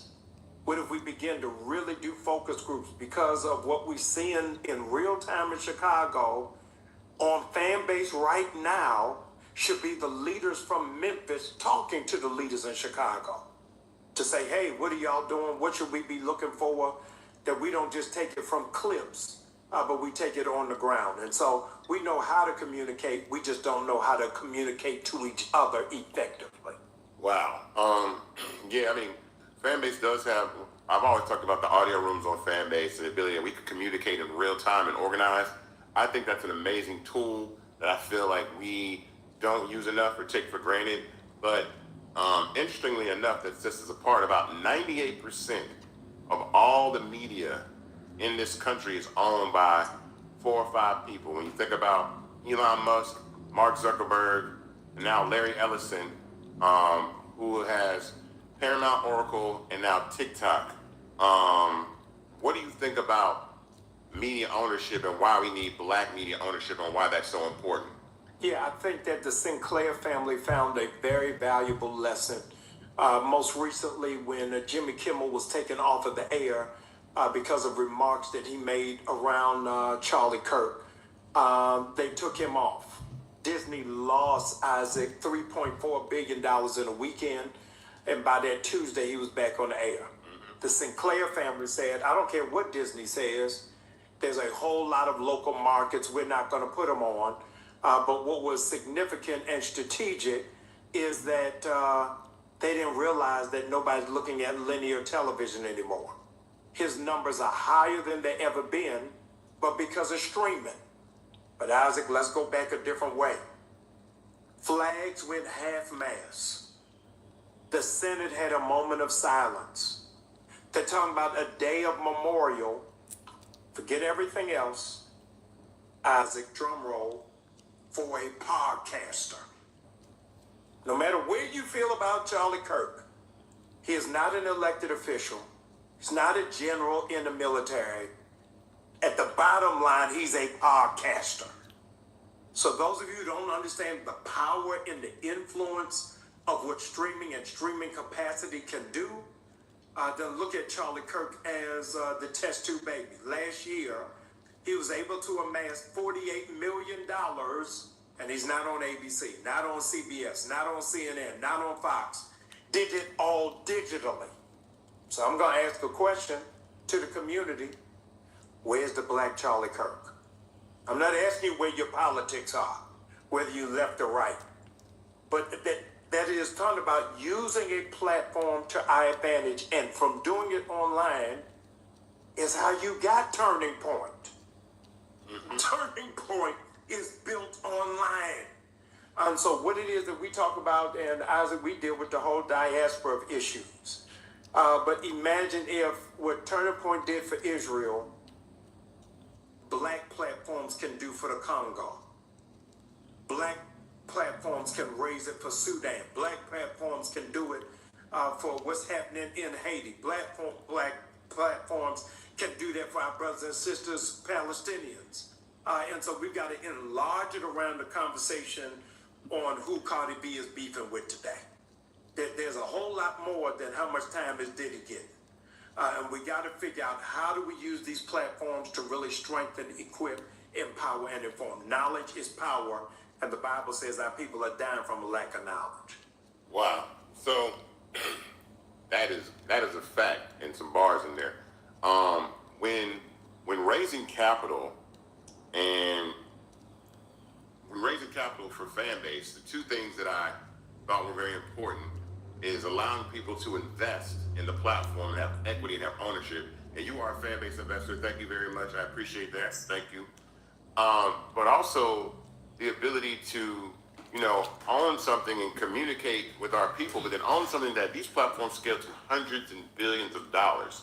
And so what do you think about the importance of ownership in media, especially black media, when we have such a massive footprint on social media, the effect that we have on the culture, and investing and owning social media, that we've never really done this before. We've never really said, all right, let's take social media, the infrastructure of social media, and own it. And now we can monetize it on the front end and have equity on the back end. How important do you think that is? It's so critical, and I'm glad that you're doing it, and I want to talk backwards to family. 82% of black people, those of you all listening, write this down. 82% of black people don't own a single share of stock. 82%. So when you're talking, Isaac, about investing, you are talking alien Aramaic to people who don't even understand it. So the reason why it's so critical for those of you all who are listening, that you are breaking generational cycles of poverty in your family, because for many of you, you will be the very first stockholder in your family. So when we're talking about generational wealth, you got to think about how it is that we moved. I used this example, Isaac, the other day at New Birth about Barry Gordy. He was starting Motown, and no bank would give him a loan. He had a family meeting and shared with his family what the idea was, where he saw the trends in music going, and his family invested in Motown when banks wouldn't. And here's where I need you all to get excited, family. All of Barry Gordy's family who invested became millionaires. Here's the shout. None of them sing. None of them dance. None of them mix. None of them produce. But they invested. And I'm saying that because when you invest in fan base, you don't have to be a podcaster. You don't have to be a social media influencer. All you have to do is be somebody who sees the vision and understands. I've read this story about the first day that Disney World opened in Orlando. When Disney World opened in Orlando, the wife of Walt Disney was interviewed by the reporter from the Orlando Sentinel. And Walt Disney had died 6 months before Disney World opened. And the reporter asked of her, what do you think Walt Disney would say if he was able to see this? And she said, Isaac, he did see it. That's why this is opening. Wow. Those of you who are investing, when it is that fan base is able to eclipse the social media platform that you are on right now, unborn generations in your family are going to ask you, did you see this happening? And because you were an investor, you're able to say, I did see it. I did see it. That's why it's able to happen.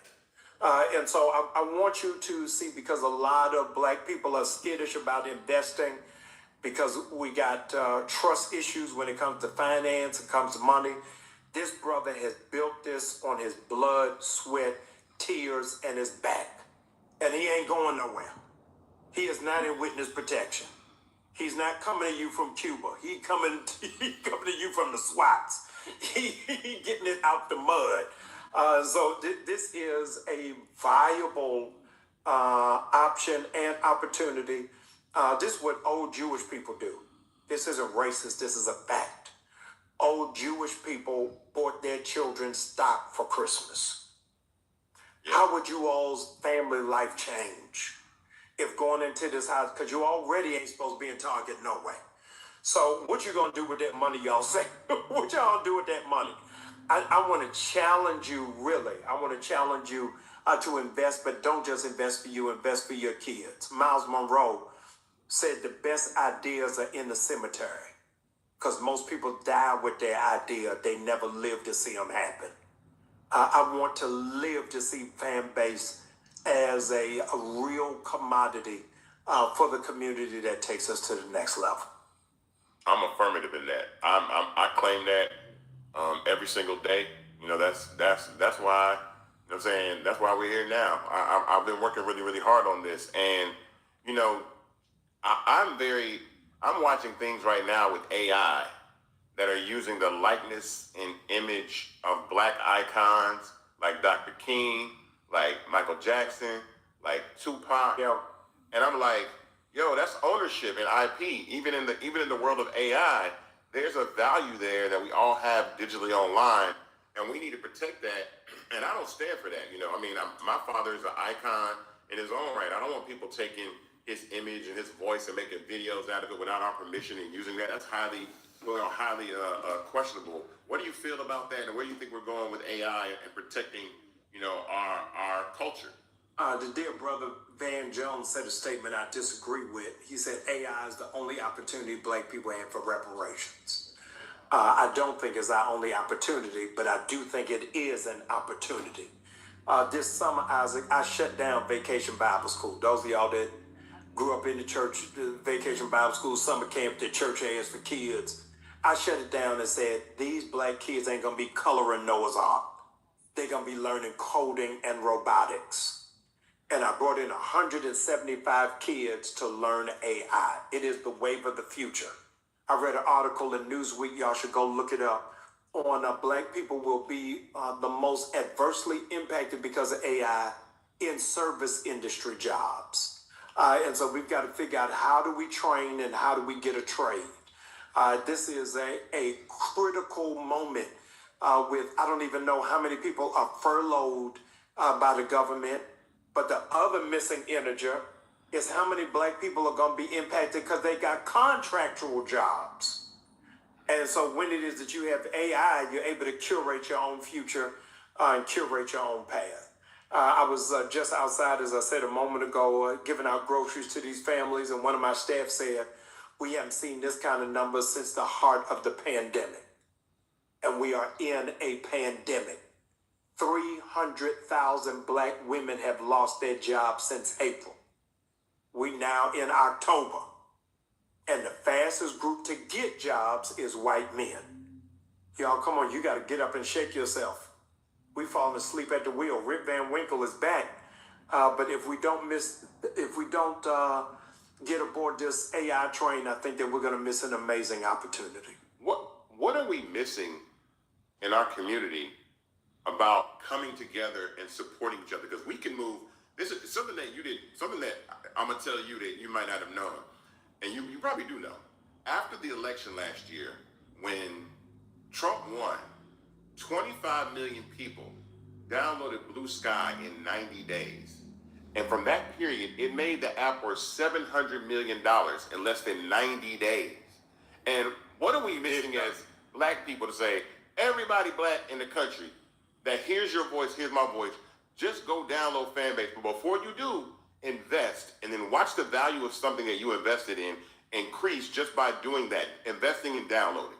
I'm triggered because we were just talking about Disney. It took them 3 days. Yeah. I've been stomping the yard around Target around 7 months. And I still got rappers in there doing videos. Yeah. I still got influencers running down the aisle. And so this unity is killing more of us than crack cocaine did in the 80s. if we would just walk together, we would be able to really turn the tide. And this shouldn't even be an issue. Isaac, when we was growing up, it used to be the Lou Rawls Telethon for the United Negro College Fund. It used to be Labor Day weekend. 100%. Yeah. That's how we know a mind is a terrible thing to waste. Wasn't no memes back then. We knew it through a telethon. Yeah. So I'm hoping that this telethon will catch on wildfire and really move through it. And regrettably, we only come around each other in unity around crisis.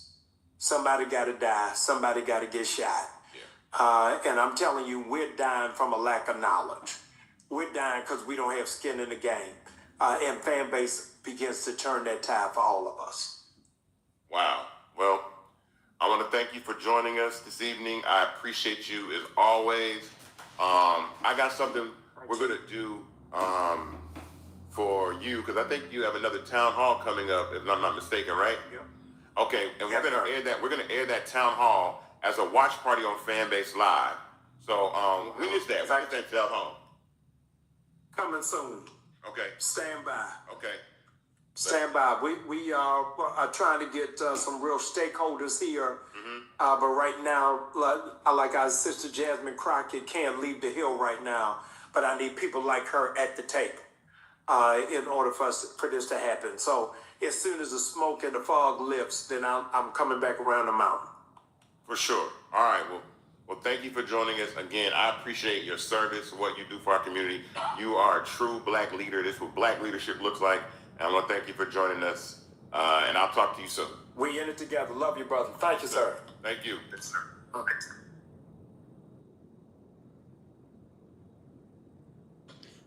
Link to the investors in the chat. Hey guys, my name is Mario Andre. I'm the digital media editor here at Fanbase. You guys seen some really cool in-app notifications when you guys open up the app. That's some design work that I do. I also do the newsletters, graphic design, all that cool stuff that you can see here at Fanbase. Hope you guys have a great Investathon. Have a good one.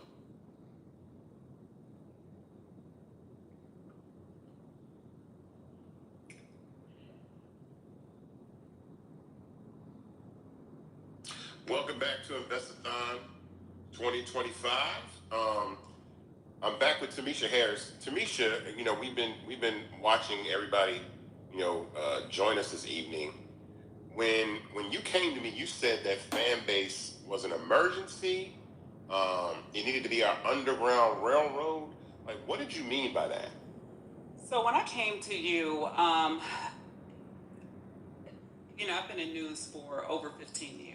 And our job as producers, our job is to is to make sure you have the information you need. And when I saw that the information that my community needed was not being reported, it was being silenced. For me, I said, okay, I was scared, quite frankly. Mm-hmm. I was scared because I said, oh, wait a minute, this is information that these people, that we really need to know. And then I began to think, how do I get this information to you guys? Because that's my job. Without it being softened, without the language being softened. So what you're seeing when I said this needs to be our Underground Railroad, when I said fan base is an emergency, you see, this was 2 months ago I said this to you. What you're seeing right now in Chicago and Memphis and Portland, that's what I was talking about. When we need to get information, we can't, and I feel like I'm sounding like a broken record. Yeah. We cannot afford to be silenced. And this is new territory for us because we have benefited from our forefathers being in the fight for us. And we benefited for years, for decades, from the civil rights movement. But now is our time. And what that means is you cannot afford to scroll. You have to close your pocketbooks.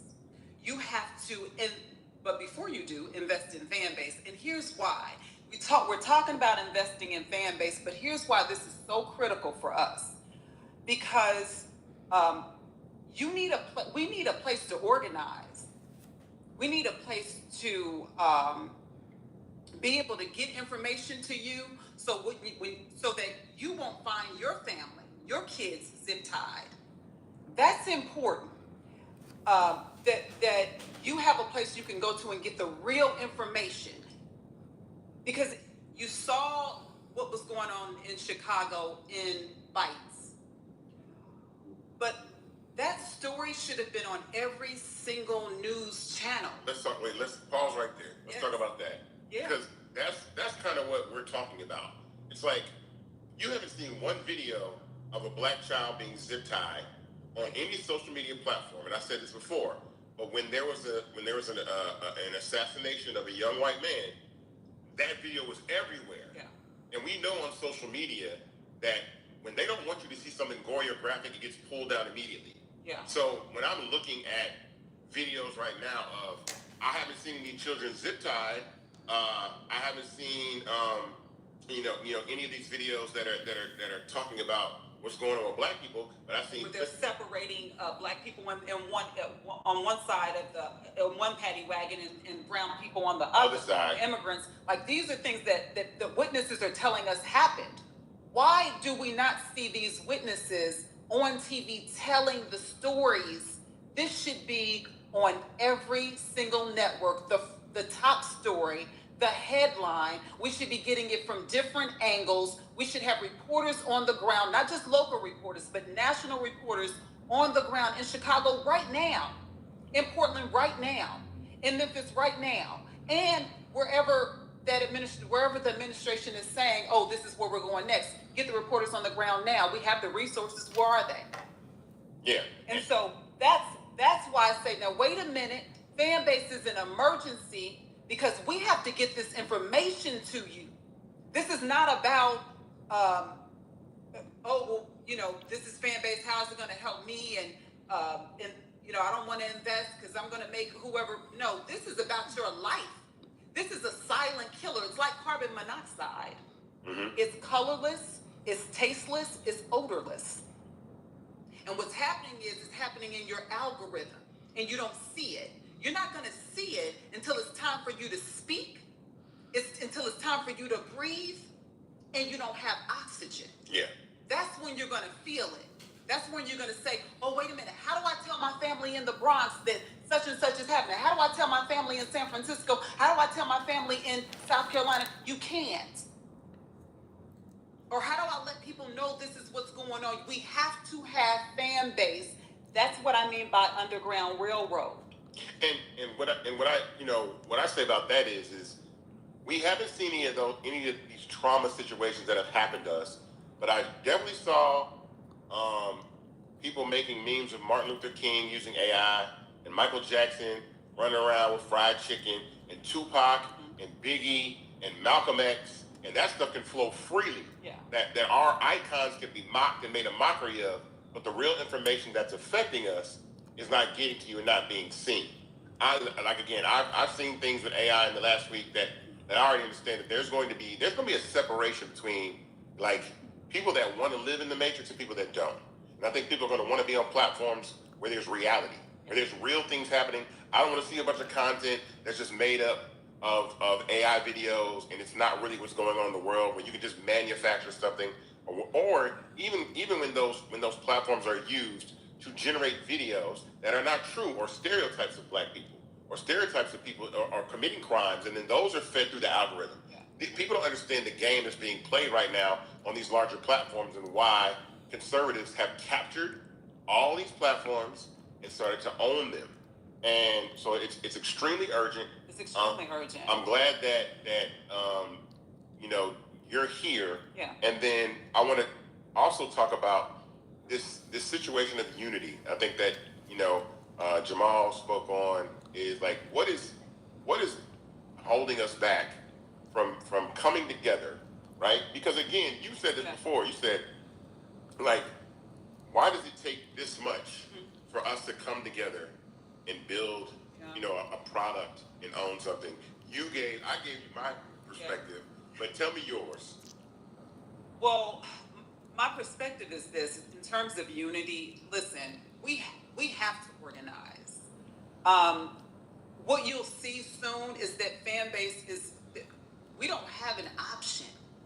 So what I'm encouraging you to do, and I'm going to get to your question, but what I'm encouraging you all to do is to begin migrate. First of all, cold turkey. Migrate. I'm not saying cut off your TikTok because I know that you're addicted to it. I'm not saying cut off your Instagram because I know you feel like you need it. But what I am saying is the TikTok that you know today is not the TikTok that you're going to know a year from now. The Instagram that you know today is not the Instagram that you're going to know a year from now. It's not what you think that it is. So what I'm telling you, what I'm suggesting, strongly suggesting, is that you start migrating and start building your community on Fanbase, where you will not be censored, where you can get your community the information that they need, where we can start really, really focusing on our culture, where it's celebrated, where we're not being suppressed, where there's not misinformation and disinformation, where we can really build, because this really is for you. And I would be saying this, whether what's going on in the administration right now is happening or not, but I'm saying it right now because it's critical, and it really is a life or death situation. And when I said that 2 months ago, it's like life or death, how? Now you see how. And it's only going to get worse because it's going to come to your front door. So when you talk about why is it so difficult for us to have unity, we're not going to have a choice but to have unity, because that's what we're going to be pushed to. So while we have the luxury of organizing, and that's what this is all about, us organizing, while we have the luxury, even though we're already late, but while we have the luxury of organizing, we need to begin doing that right now. So Keenan, on me real quick, full screen, and bring up my verification badge. I want to talk to everybody real quick about this. Yes. So we are in the middle of this equity crowdfund. The raise for Fanbase, this raise is closing December 15th. So after December 15th, you will no longer be able to invest in Fanbase at the valuation that it is. Now, mind you, since we started this raise, we've gotten almost 600,000 or 700,000 new users, a ton of new features, hired a bunch of new team members, and I want people to understand about ownership. So, right here, this verification badge that you see, anybody that invests in Fanbase, because I want people to know that they've been part of this movement and they own and they have equity in this. This is the badge that says, I own Fanbase, that I am an owner, right? Representation matters, ownership matters. I've spoken for so long about own something, but I want people to know who owns Fanbase and who was here from the beginning. So if you've ever invested in Fanbase, no matter what the amount that you invested in, you're going to get this verification badge that says, I own Fanbase. And anybody that invests this evening and all the way to the close of this raise, so that when this is done, people know who was there before the party really jumped off and understood what's going on as far as having equity and ownership and building platforms and building community. So we're about to jump into my guy Van Lathan, and then we'll be right back after that. All right. The investment link is in the chat. Thank you for joining me. We are broadcasting live on Fanbase as we speak. Broadcasting live. Welcome back to Investathon 2025. I am joined now by someone that I respect highly in the world of media. We have, spirited debates from time to time that are on the phone that last for an hour at minimum. But I want to give a shout out to my guy, Van Lathan, for joining us on Investathon 2025. How you doing, my guy? I'm well. How you doing? I'm doing amazing. I've been watching you, give it to everybody on network television, especially when you're on CNN. I love seeing you, give a responsible, grounded commentary on what's happening in our country and not really being the pundit, you know what I mean, as they are on these platforms. I think your voice is needed. Your honesty is what got you where you are today, I think, and we respect that over here.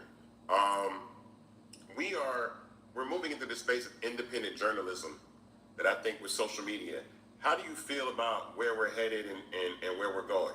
In terms of independent journalism? Yeah, like with social media, podcasting, you have an amazing podcast, but with this shift in social and the changes that are being made with all these social apps, how do you think we're moving? How do you think this is going to turn out for us? I think there's a double-edged sword, and what I mean by that is there's really no way to get around it. It's a double-edged sword. Okay, so let's view things from the prior landscape.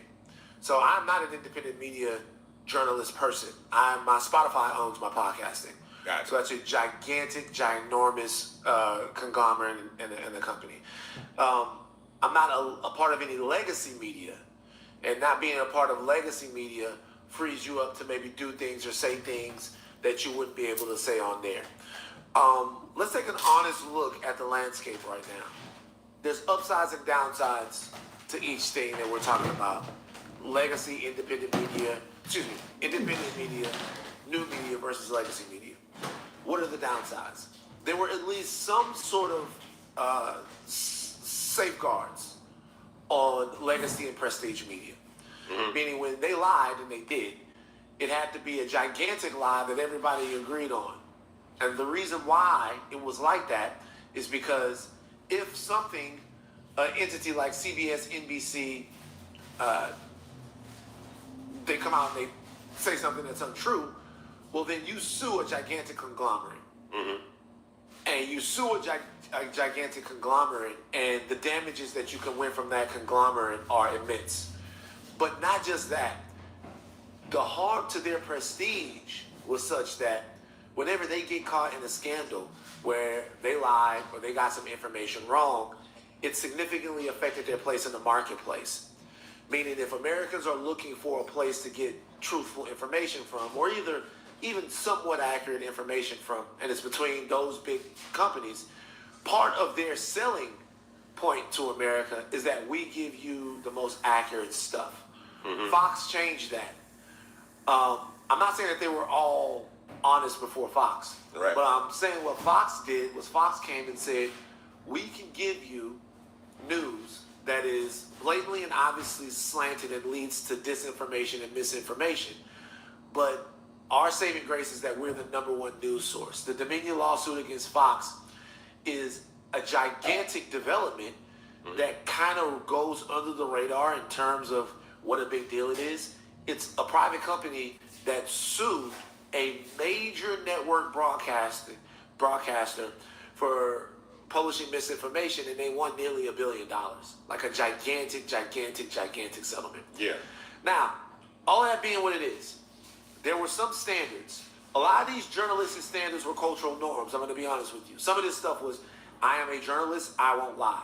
Yeah. But a lot of it was marketplace control because there was so much money involved. New media and independent media has this blissful, amazing, fantastic superpower of not being governed by media oligarchs and higher ups. Mm-hmm. Meaning it can be you in front of a camera telling your truth as you see it. But what happens to you if you don't tell the truth? Answer, not very much. Yeah. It doesn't really hit, there's really no hit to what it is that you're doing unless one of these big conglomerates or the celebrity or the thing that you're reporting on decides to sue you. There's not very much penalty for peddling and misinformation. It doesn't hurt you. There's so many voices out there. There's going to be enough people to believe in your blatant lie that it's going to feel true to some people. And there's not much anyone can do. So, in a way, whereas there is way more opportunity for people to tell their truth, there's also way more opportunity for people to tell their lies, and there's no arbiter of which is which. So it calls upon the person that is consuming it to be super aggressive about vetting it for themselves, and that's just not happening. Got it. Well, let me ask you this. So, all these oligarchs, I think the conversation that we've been having this evening is about 4 guys own about 90% of media. If you think about X, Meta with Facebook, Instagram, now you're looking at Oracle with TikTok and CBS and maybe Warner. How do you feel about all these right-wing, conservatives owning social media platforms? What does that mean? And do you think we need our own version of social media that's separate from the oligarchs? I mean, certainly, yeah. I mean, you need, first of all, if the we is black culture, we just need legacy. We need legacy. Generation over generation, we need legacy. We need things that we know work for us. And not so we can sit around jacking each other off and just agree with everything all the time. It's not for that purpose. It's for the purpose that in order to establish a lasting presence in America, you need legacy. You need something that belongs to you. That's what you need. Elon Musk, when he decided that he wanted to pollute the marketplace of ideas, he didn't start his own joint. He went and bought Twitter. Yeah. He went and bought Twitter because he bought that from his own culture. He bought that from, that was something that a white man invented. White men shake hands and make rules and deals with white men. He bought that from a white corporation, and now he gets to shape it and bend it to his will. Well, if you were trying to go out and buy Twitter and buy something to influence black people, you'd have to buy Twitter because that's what exists. But what if there was something else? If there was something else that existed that was on that level or that we use to that level, we could make a decision about what our truth is and how we communicate with each other. And whether it be a music label, a social media app, a movie studio, or whatever, eventually somebody, somewhere, is going to have to come up with some kind of structure or some type of framework where we get to decide how we communicate with each other on these apps and platforms. But I mean, yeah, the consolidation of all of these things has to do with the fact that and look, everybody's out to make a buck, but the more money that comes into this, I mean, you could wake up 5 years and the Saudis could own Twitter. If the Saudis decided right now that they wanted to pay $100 billion for Twitter, it's a passion. Like, we're living in a world where the bag wins. Yeah. And when the bag wins, truth normally doesn't. So all of these people that are conglomerating or like condensing and doing all of this stuff, it's essentially so that they control the flow of information, and they can use the flow of information to influence you to believe in what their interests are. And the question is, what are your interests, and who is speaking up for that? So, well, I think what is the responsibility for us to own that narrative and own that conversation? We go back and forth about this all the time, right? We talk about this a lot. This is the way I believe, and people don't have to agree with me. I believe that you owe it. I'm on the street. I go to sandwich shop every day. Whatever the sandwich shop is, whoever owns it, I eat the sandwich. Going down that same street one day, brother has opened a sandwich shop. Brother, sister, beige, black, whatever you want to call them, they black. They open a sandwich shop. They go, hey, I got a sandwich shop too. I owe it to them to try their shop. Now, if I go there and the sandwiches are nasty, I can go and say, hey man, I tried your sandwich shop. Y'all put too much mayonnaise on the shit. All right? Yeah. Like, change it up. Yeah. Now, change it up for me. It's too much for me. Too much mayonnaise for me. Okay, you see how they respond to your critique of how they're doing their business and whatever.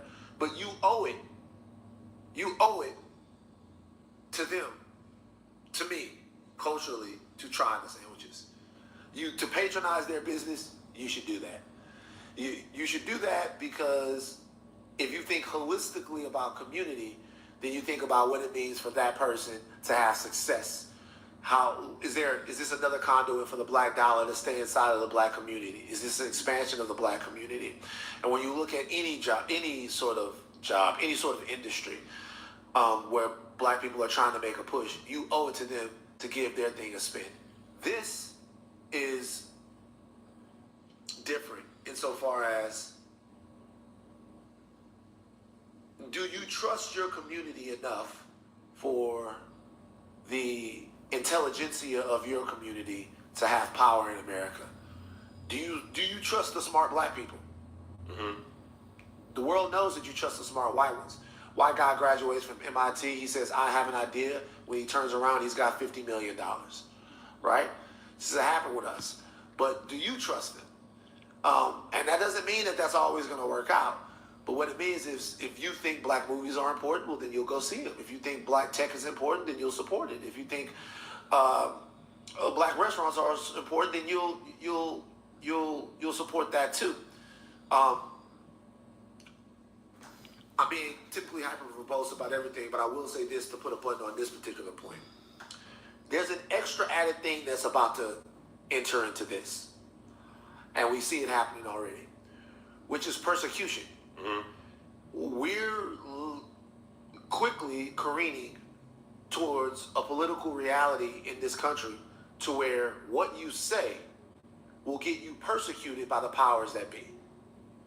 Like, what you might say on Twitter might have somebody at Twitter not only getting rid of your account for a violation of whatever their fluid terms of service are, but it might have them sending what you said to the FBI.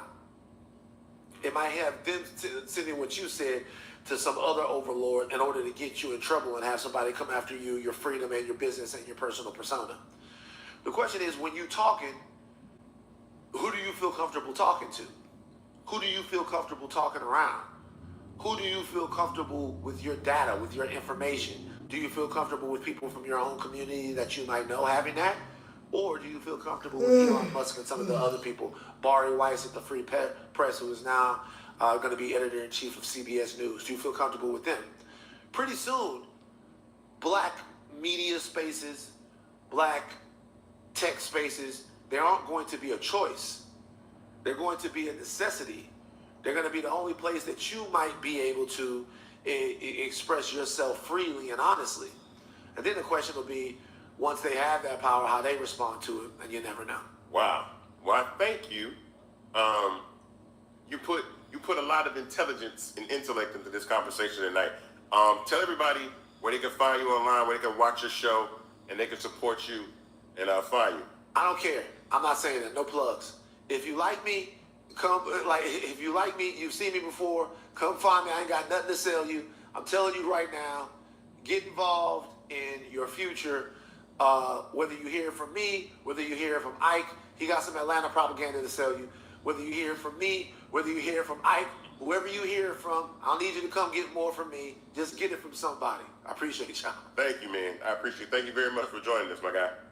Always, you're a good man, and you stay at the forefront of what's right. We don't always agree, Yeah. but I know I can trust you, and that's the most important thing. Same here. Thank you very much, man.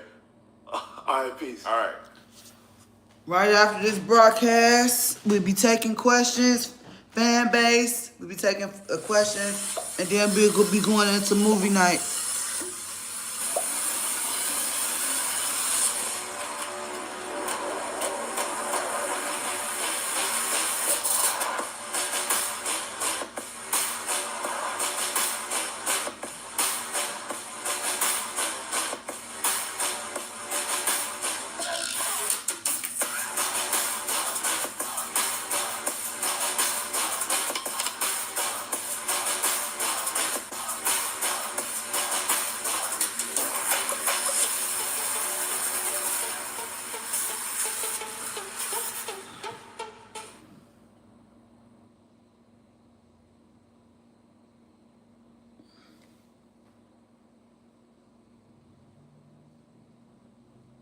Welcome back to Investathon 2025.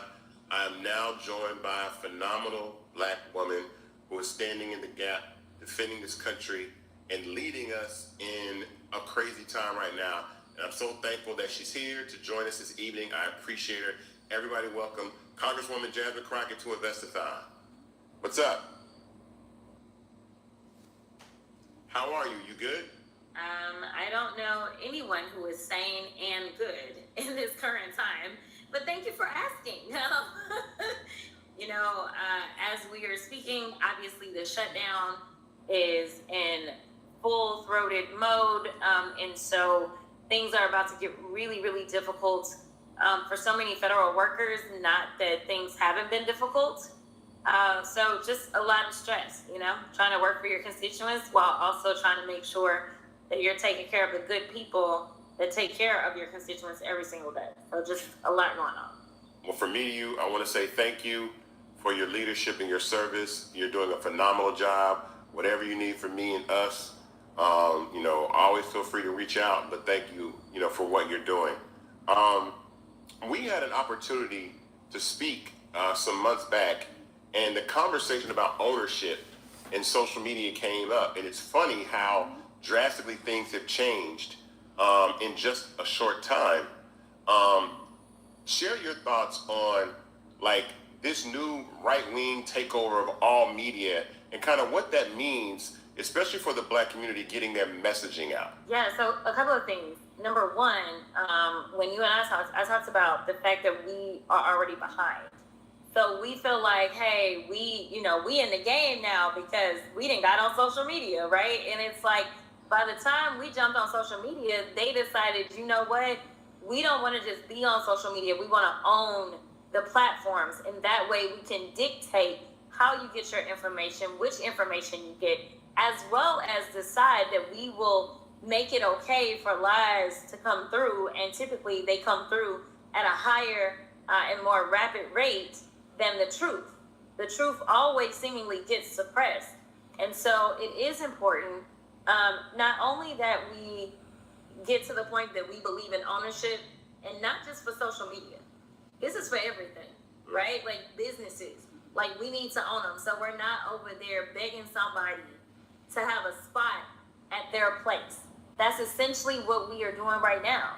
If somebody shuts you down or decides that they're going to depress your content, that may impact whether or not you can even earn money through your business, because so many of our businesses are using these social media platforms, or whether or not, just like they're trying to make it to where our black stories can't be told, we don't know whether or not people will ever know our black present stories, let alone our past, right? Let alone our history. So as we know, we've seen all of these random lynchings that they have said here recently of black men, that they have claimed these black men climbed trees just to hang themselves. and that they were suicide. But because we were able to get those stories out, we were able to organize, we were able to get stories that maybe mainstream media does not want to cover. We were able to get our stories out, and we are starting to get some of the truth out as well. So we just don't want to be put into a vulnerable situation to where our stories won't get told, to where our truths, to where our images, our real images, are not going to be on full display because they only want to display this caricature of who they think we are versus the reality of who we are. And, well, what do you think? What's the responsibility to support alternative platforms now that we're in this arms race for access to distribute information? You know, I actually built, you know, Fanbase for the reason to just also have a place where our truth, our version, we can reach each other, communicate with each other as a people, as Black people, as a community, as people that don't have this ideology that exists on the other side. What's the responsibility of us to support platforms like Fanbase and other platforms that get the messaging out that aren't contaminated? Yeah, I think that we've always figured out a way to have our own space. No matter what it was, we have always been the culture curators, right? And so people follow our lead and follow our trend. And so I do think it's important that we are very intentional in this moment, especially as they are trying to delete who we are. They are trying to delete our real life stories, that we say, you know what? We are not going to allow you to have that much power over us. So we've got to be very intentional in all ways, whether we're talking about the virtual world or whether we're talking about the real world. Being very thoughtful about how and where we spend our money and our energy and our time. We've seen that with the boycott of Target, right? Like, it is very important. We saw what happened when people got riled up about Jimmy Kimmel, right? Yep. They brought Disney to their knees. So this is not only an opportunity for us to be able to communicate, but it's also a way for us to garner our power, right? If we all move and we say we are intentionally going to be in Black spaces, well, that means that more money is going to naturally come to where we are because the number one consumer is Black people. So whether you're talking about advertising dollars, this is where they are going to want to be. And so now you're talking about contributing to our overall economic ecosystem, which is how we need to be thinking about things. It's like, how do we make sure that Black people are going to be okay in this anti-quote-unquote DEI world that we live in, where they don't want to celebrate our diversity, they just want to steal our diversity and co-opt it and do their own thing? How do we make the dollars come to us so that we are not consistently talking about the wealth gap and explaining that the disparity is so great? How do we do our part to make sure that we are still in this game? And frankly, Black people have always figured out a way to survive. This is yet another kind of way of showing our creativity, our ingenuity, and our survival tactics. So, I mean, I think we just have to be very intentional. I wanna offer this to you and anybody that needs a voice. I think that I've said this before. A lot of times, like, campaigning and getting messaging out has moved digital, and I think that the tool to reach voters through social media is being underutilized, especially probably by the Democratic Party in ways that I feel like the other side is doing so very, very effectively. What do you think about using social media as a way to campaign, message, reach people in mass? We have these great audio rooms on Fanbase that are available that you don't even have to download the app. You can actually just have an audio town hall, and anybody that has the link could listen. So hundreds of thousands of people could listen to a conversation, to mobilize voters, register to vote, all these things. How important is using technology in this era to mobilize voters in action? I mean, it's paramount, right? You know, when I think about technology and campaigns, or when I just think about, you know, technology as a whole, there was a time in which we got around because of horse and buggy, right? And then we advanced a little bit, and we put a little carriage onto their horse and buggy, right? Like, and then we advanced a little bit more. We found an engine to put up in there, right? And so we continue to make advancements in general and we change our mode of transportation. But how we communicate, especially in these campaigns, it has to change. And we've seen the shifts. And so, do I believe in kind of the fundamentals of campaigning? I do. But you've got to make sure that you layer in and recognize that this is just the way that you get to certain people. There used to be a time when we had telegraphs, right? And that was a way of communicating. We don't use telegraphs anymore. And then, you know, do we use our landlines as much as we used to? Not quite, but some people still got them, right? So you still need to make sure you got your landline and you're doing your robocalls. But you also need to make sure that you're using cell phones and text messaging people, right? But then you also need to make sure that you're not only doing what we call broadcast TV, but now people do cable TV. They also do streaming, as well as it's very important to make sure that a portion of your communications is just through social media. And I love the fact that, like, you can do your teletown hall and broadcast it anywhere, and we're in the shutdown. So this is on my official side, right? But I think it's always important to make sure that I'm communicating with my constituents.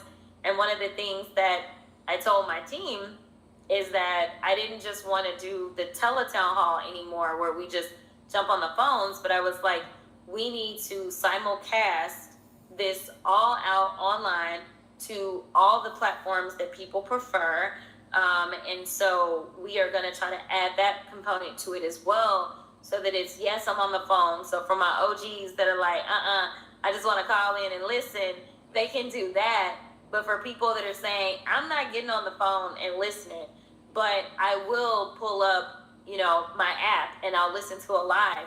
So if you really want to stay on top, if you want to stay in office, you would be wise to stay with the curve, if not ahead of the curve, when it comes to technological communications. And lastly, the First Amendment, we spoke briefly, is being challenged. I know that, you know, on over here, we don't really, you know, I'm not gonna say really, we don't want to censor individuals. We want people to have the freedom to speak and use their voice to get their message, especially the attack on Black culture and Black people.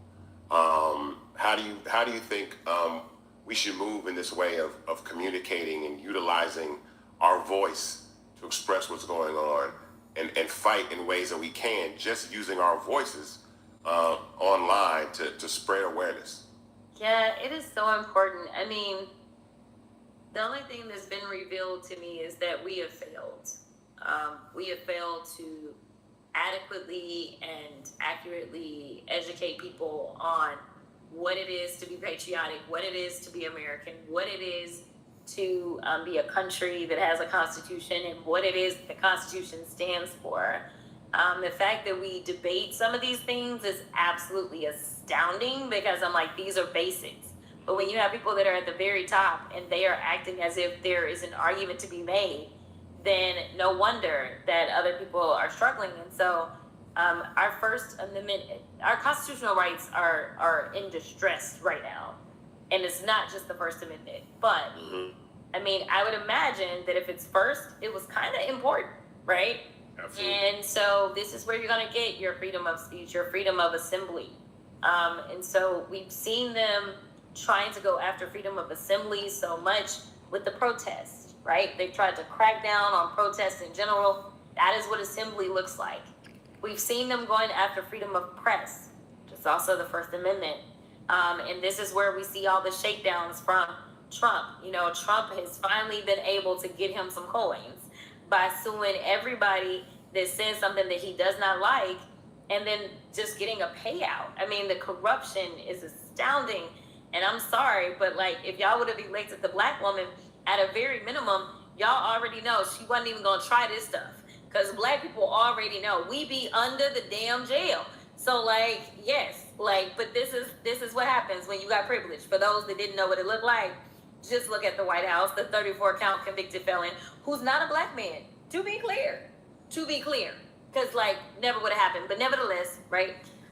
So we see the attacks on freedom of press, and then the freedom of speech, right? We see the students. I just got a great update from a young lady that is down in Texas. I won't say her name, but she had a situation after this Charlie Kirk stuff, right?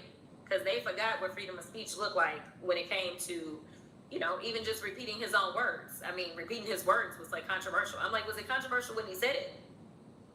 Because being black, it felt controversial when he said half the stuff, but whatever. So they went after so many of these students that it seemed like, at least the images that I saw, they were black students. And, you know, it's like, say what you want to say, feel how you want to feel about how somebody feels about the ultimate result of what happened with Charlie Kirk or whatever. But, like, this country stands for freedom of speech. So I get lots of hate mail all the time. And it is what it is. Like, I mean, they are free to say crazy stuff. I think that where we have fallen, though, is that every constitutional right has limits, right? Like, it's a balancing test. And so we have always, you know, taught people that in law school they say you can't yell fire in a crowded movie theater. Even though you've got freedom of speech, that has the potential to directly cause harm to people. Because if people start running and trampling over people, that's next level. So you wouldn't be protected in that way. You would end up catching a case, right? Similar to the case that the president caught for his incitement. It resulted in people being harmed. It resulted in damage to our Capitol. He really should have been jailed for that as well. But now it's like, if you just say, do like Jimmy Kimmel and play a tape of him talking about his, you know, they asked him about his friend, and instead he wanted to talk about this bootleg ballroom. You know, feel away, but like, it's free speech, and frankly, it was just your words. So what we have seen is that they want to say the most ridiculous things. I had somebody that literally sent something that crossed the line to me yesterday.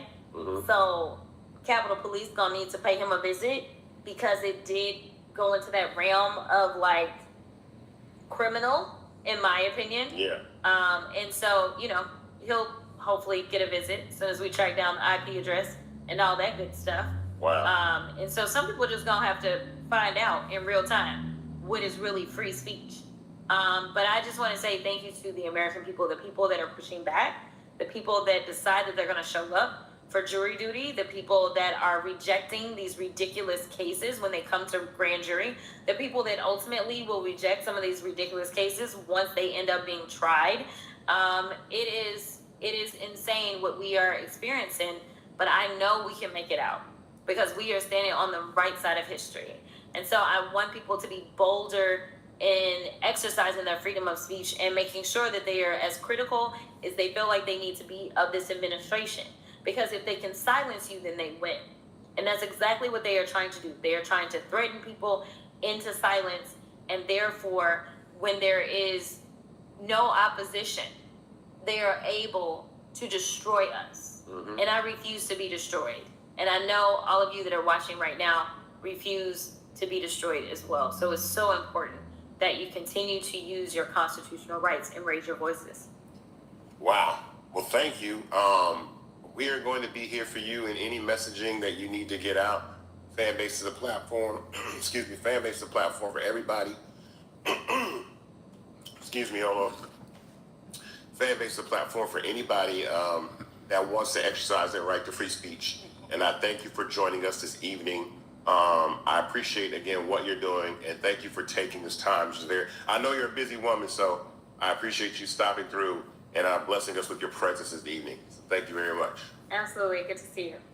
All right. Talk to you later. We'll be taking questions at the end and getting ready for our next activity.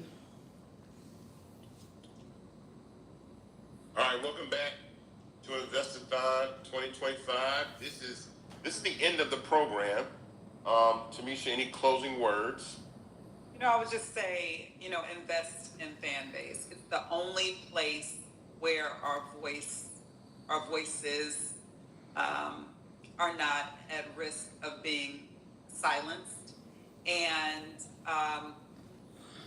when we think about our voice, and I'll make this hook, when we think about our voice, it's like, why do we, it's not just you talking on Instagram, it's not, or on Twitter, it's not just casual conversation.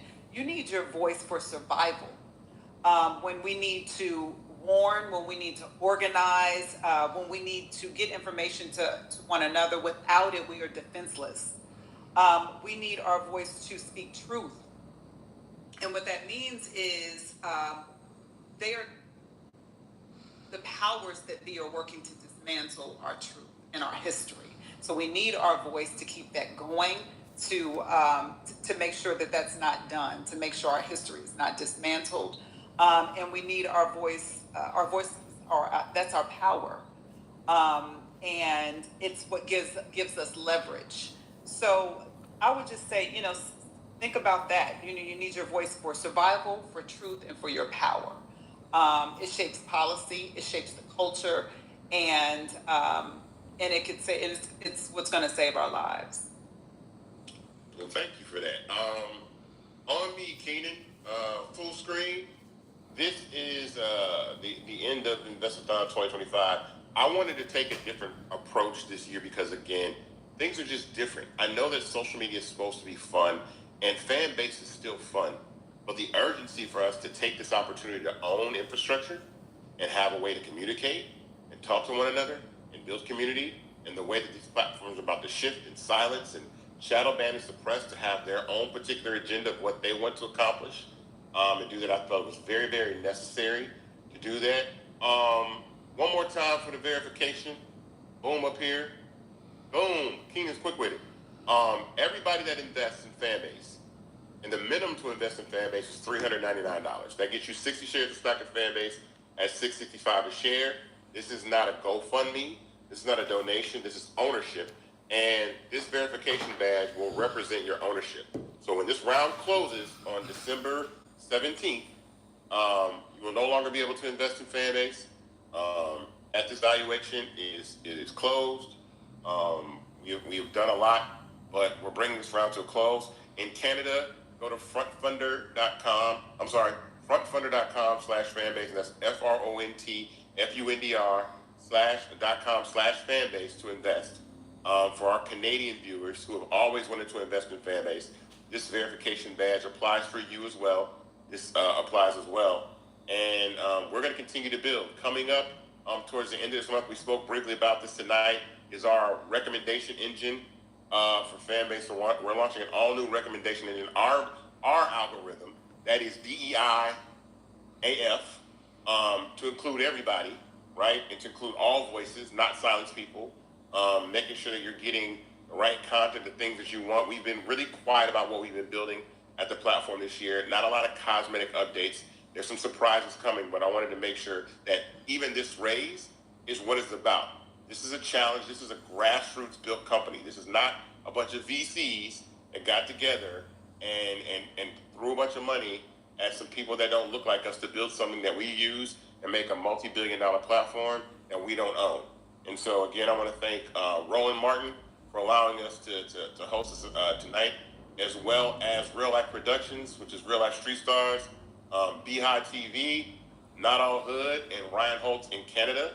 I want to thank Tamisha, again, for joining us, who really set the tone for this evening, just in the conversation we've been having the last 60 days or so. I want to shout out everybody at Fanbase that continues to work hard, the entire development team, our senior leadership team. Shout out to everybody that's here in studio tonight. You guys can't see, there's a lot of people around us, but Andy, Noah, Mario, Lauren, Ava, Keita, Valley, everybody that's been joining us, Ebony, all that have been a part of tonight. And I thank you. But again, go to startengine.com/fanbase and invest. This is an opportunity, again, that Black culture, Black people need to take to own something. I built this platform because I'm tired of us building up somebody else's platform, and then we having to kiss their behind to get the respect and the ownership and the equity deserved. So I thank you all again, and we're going to leave you with a special video presentation again of of what free speech means, and we'll see you next time. Growing up, we were taught that freedom of speech was our God-given right. Life, liberty, and the pursuit of happiness were supposed to be the foundation of this nation. But every day, we see these principles betrayed. Our outspoken cultural leaders, friends, and family, people who dare to use their voices, are being targeted for their viewpoints. Not for violence, not for hate, but for words, for criticism, for truth. Think about that. Everyday people, the people you follow, listen to, and look up to, are being silenced and labeled dangerous simply for speaking their mind. If it can happen to them, it can happen to any one of us. Influential creators, the very people shaping culture and sparking dialogue, are being branded dangerous for speaking out against injustice. Their voices are being buried, their reputations attacked, and their livelihoods threatened. This is why we cannot depend on platforms that are not built for us. Platforms that suppress us and mute us the moment our words challenge power. The future of the creator economy requires founders who stand on principle, whose ideals don't bend with politics, and whose values don't shift based on who holds power. We should all demand nothing less. We crave spaces created by us, for us. Spaces where freedom to be you is not just a slogan, but a guarantee.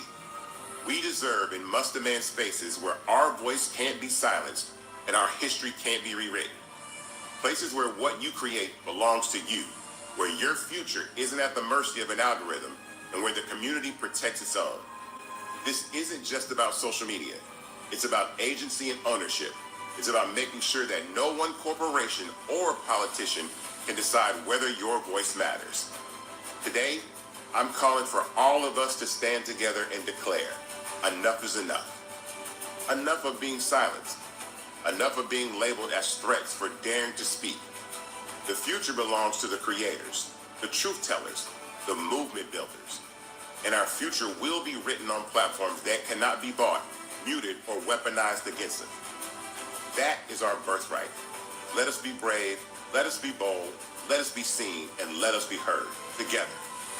Every movement has a moment. Our voices express our freedom, and our freedom is non-negotiable. Now is our time. And as MLK taught us all, darkness cannot drive out darkness. Only light can do that.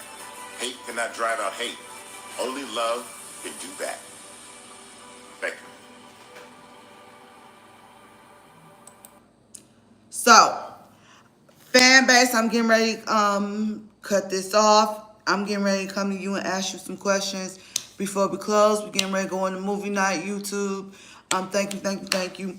I do have this room open, these lives open 2 days a week, 3:30 on Thursdays and Saturdays at 6:30 and 9 o'clock. Tomorrow, I'll be doing a live stream just for us, fan base, where I go, fan base is love, where I go over the week's recap. So, I will see you later, YouTube. Join us over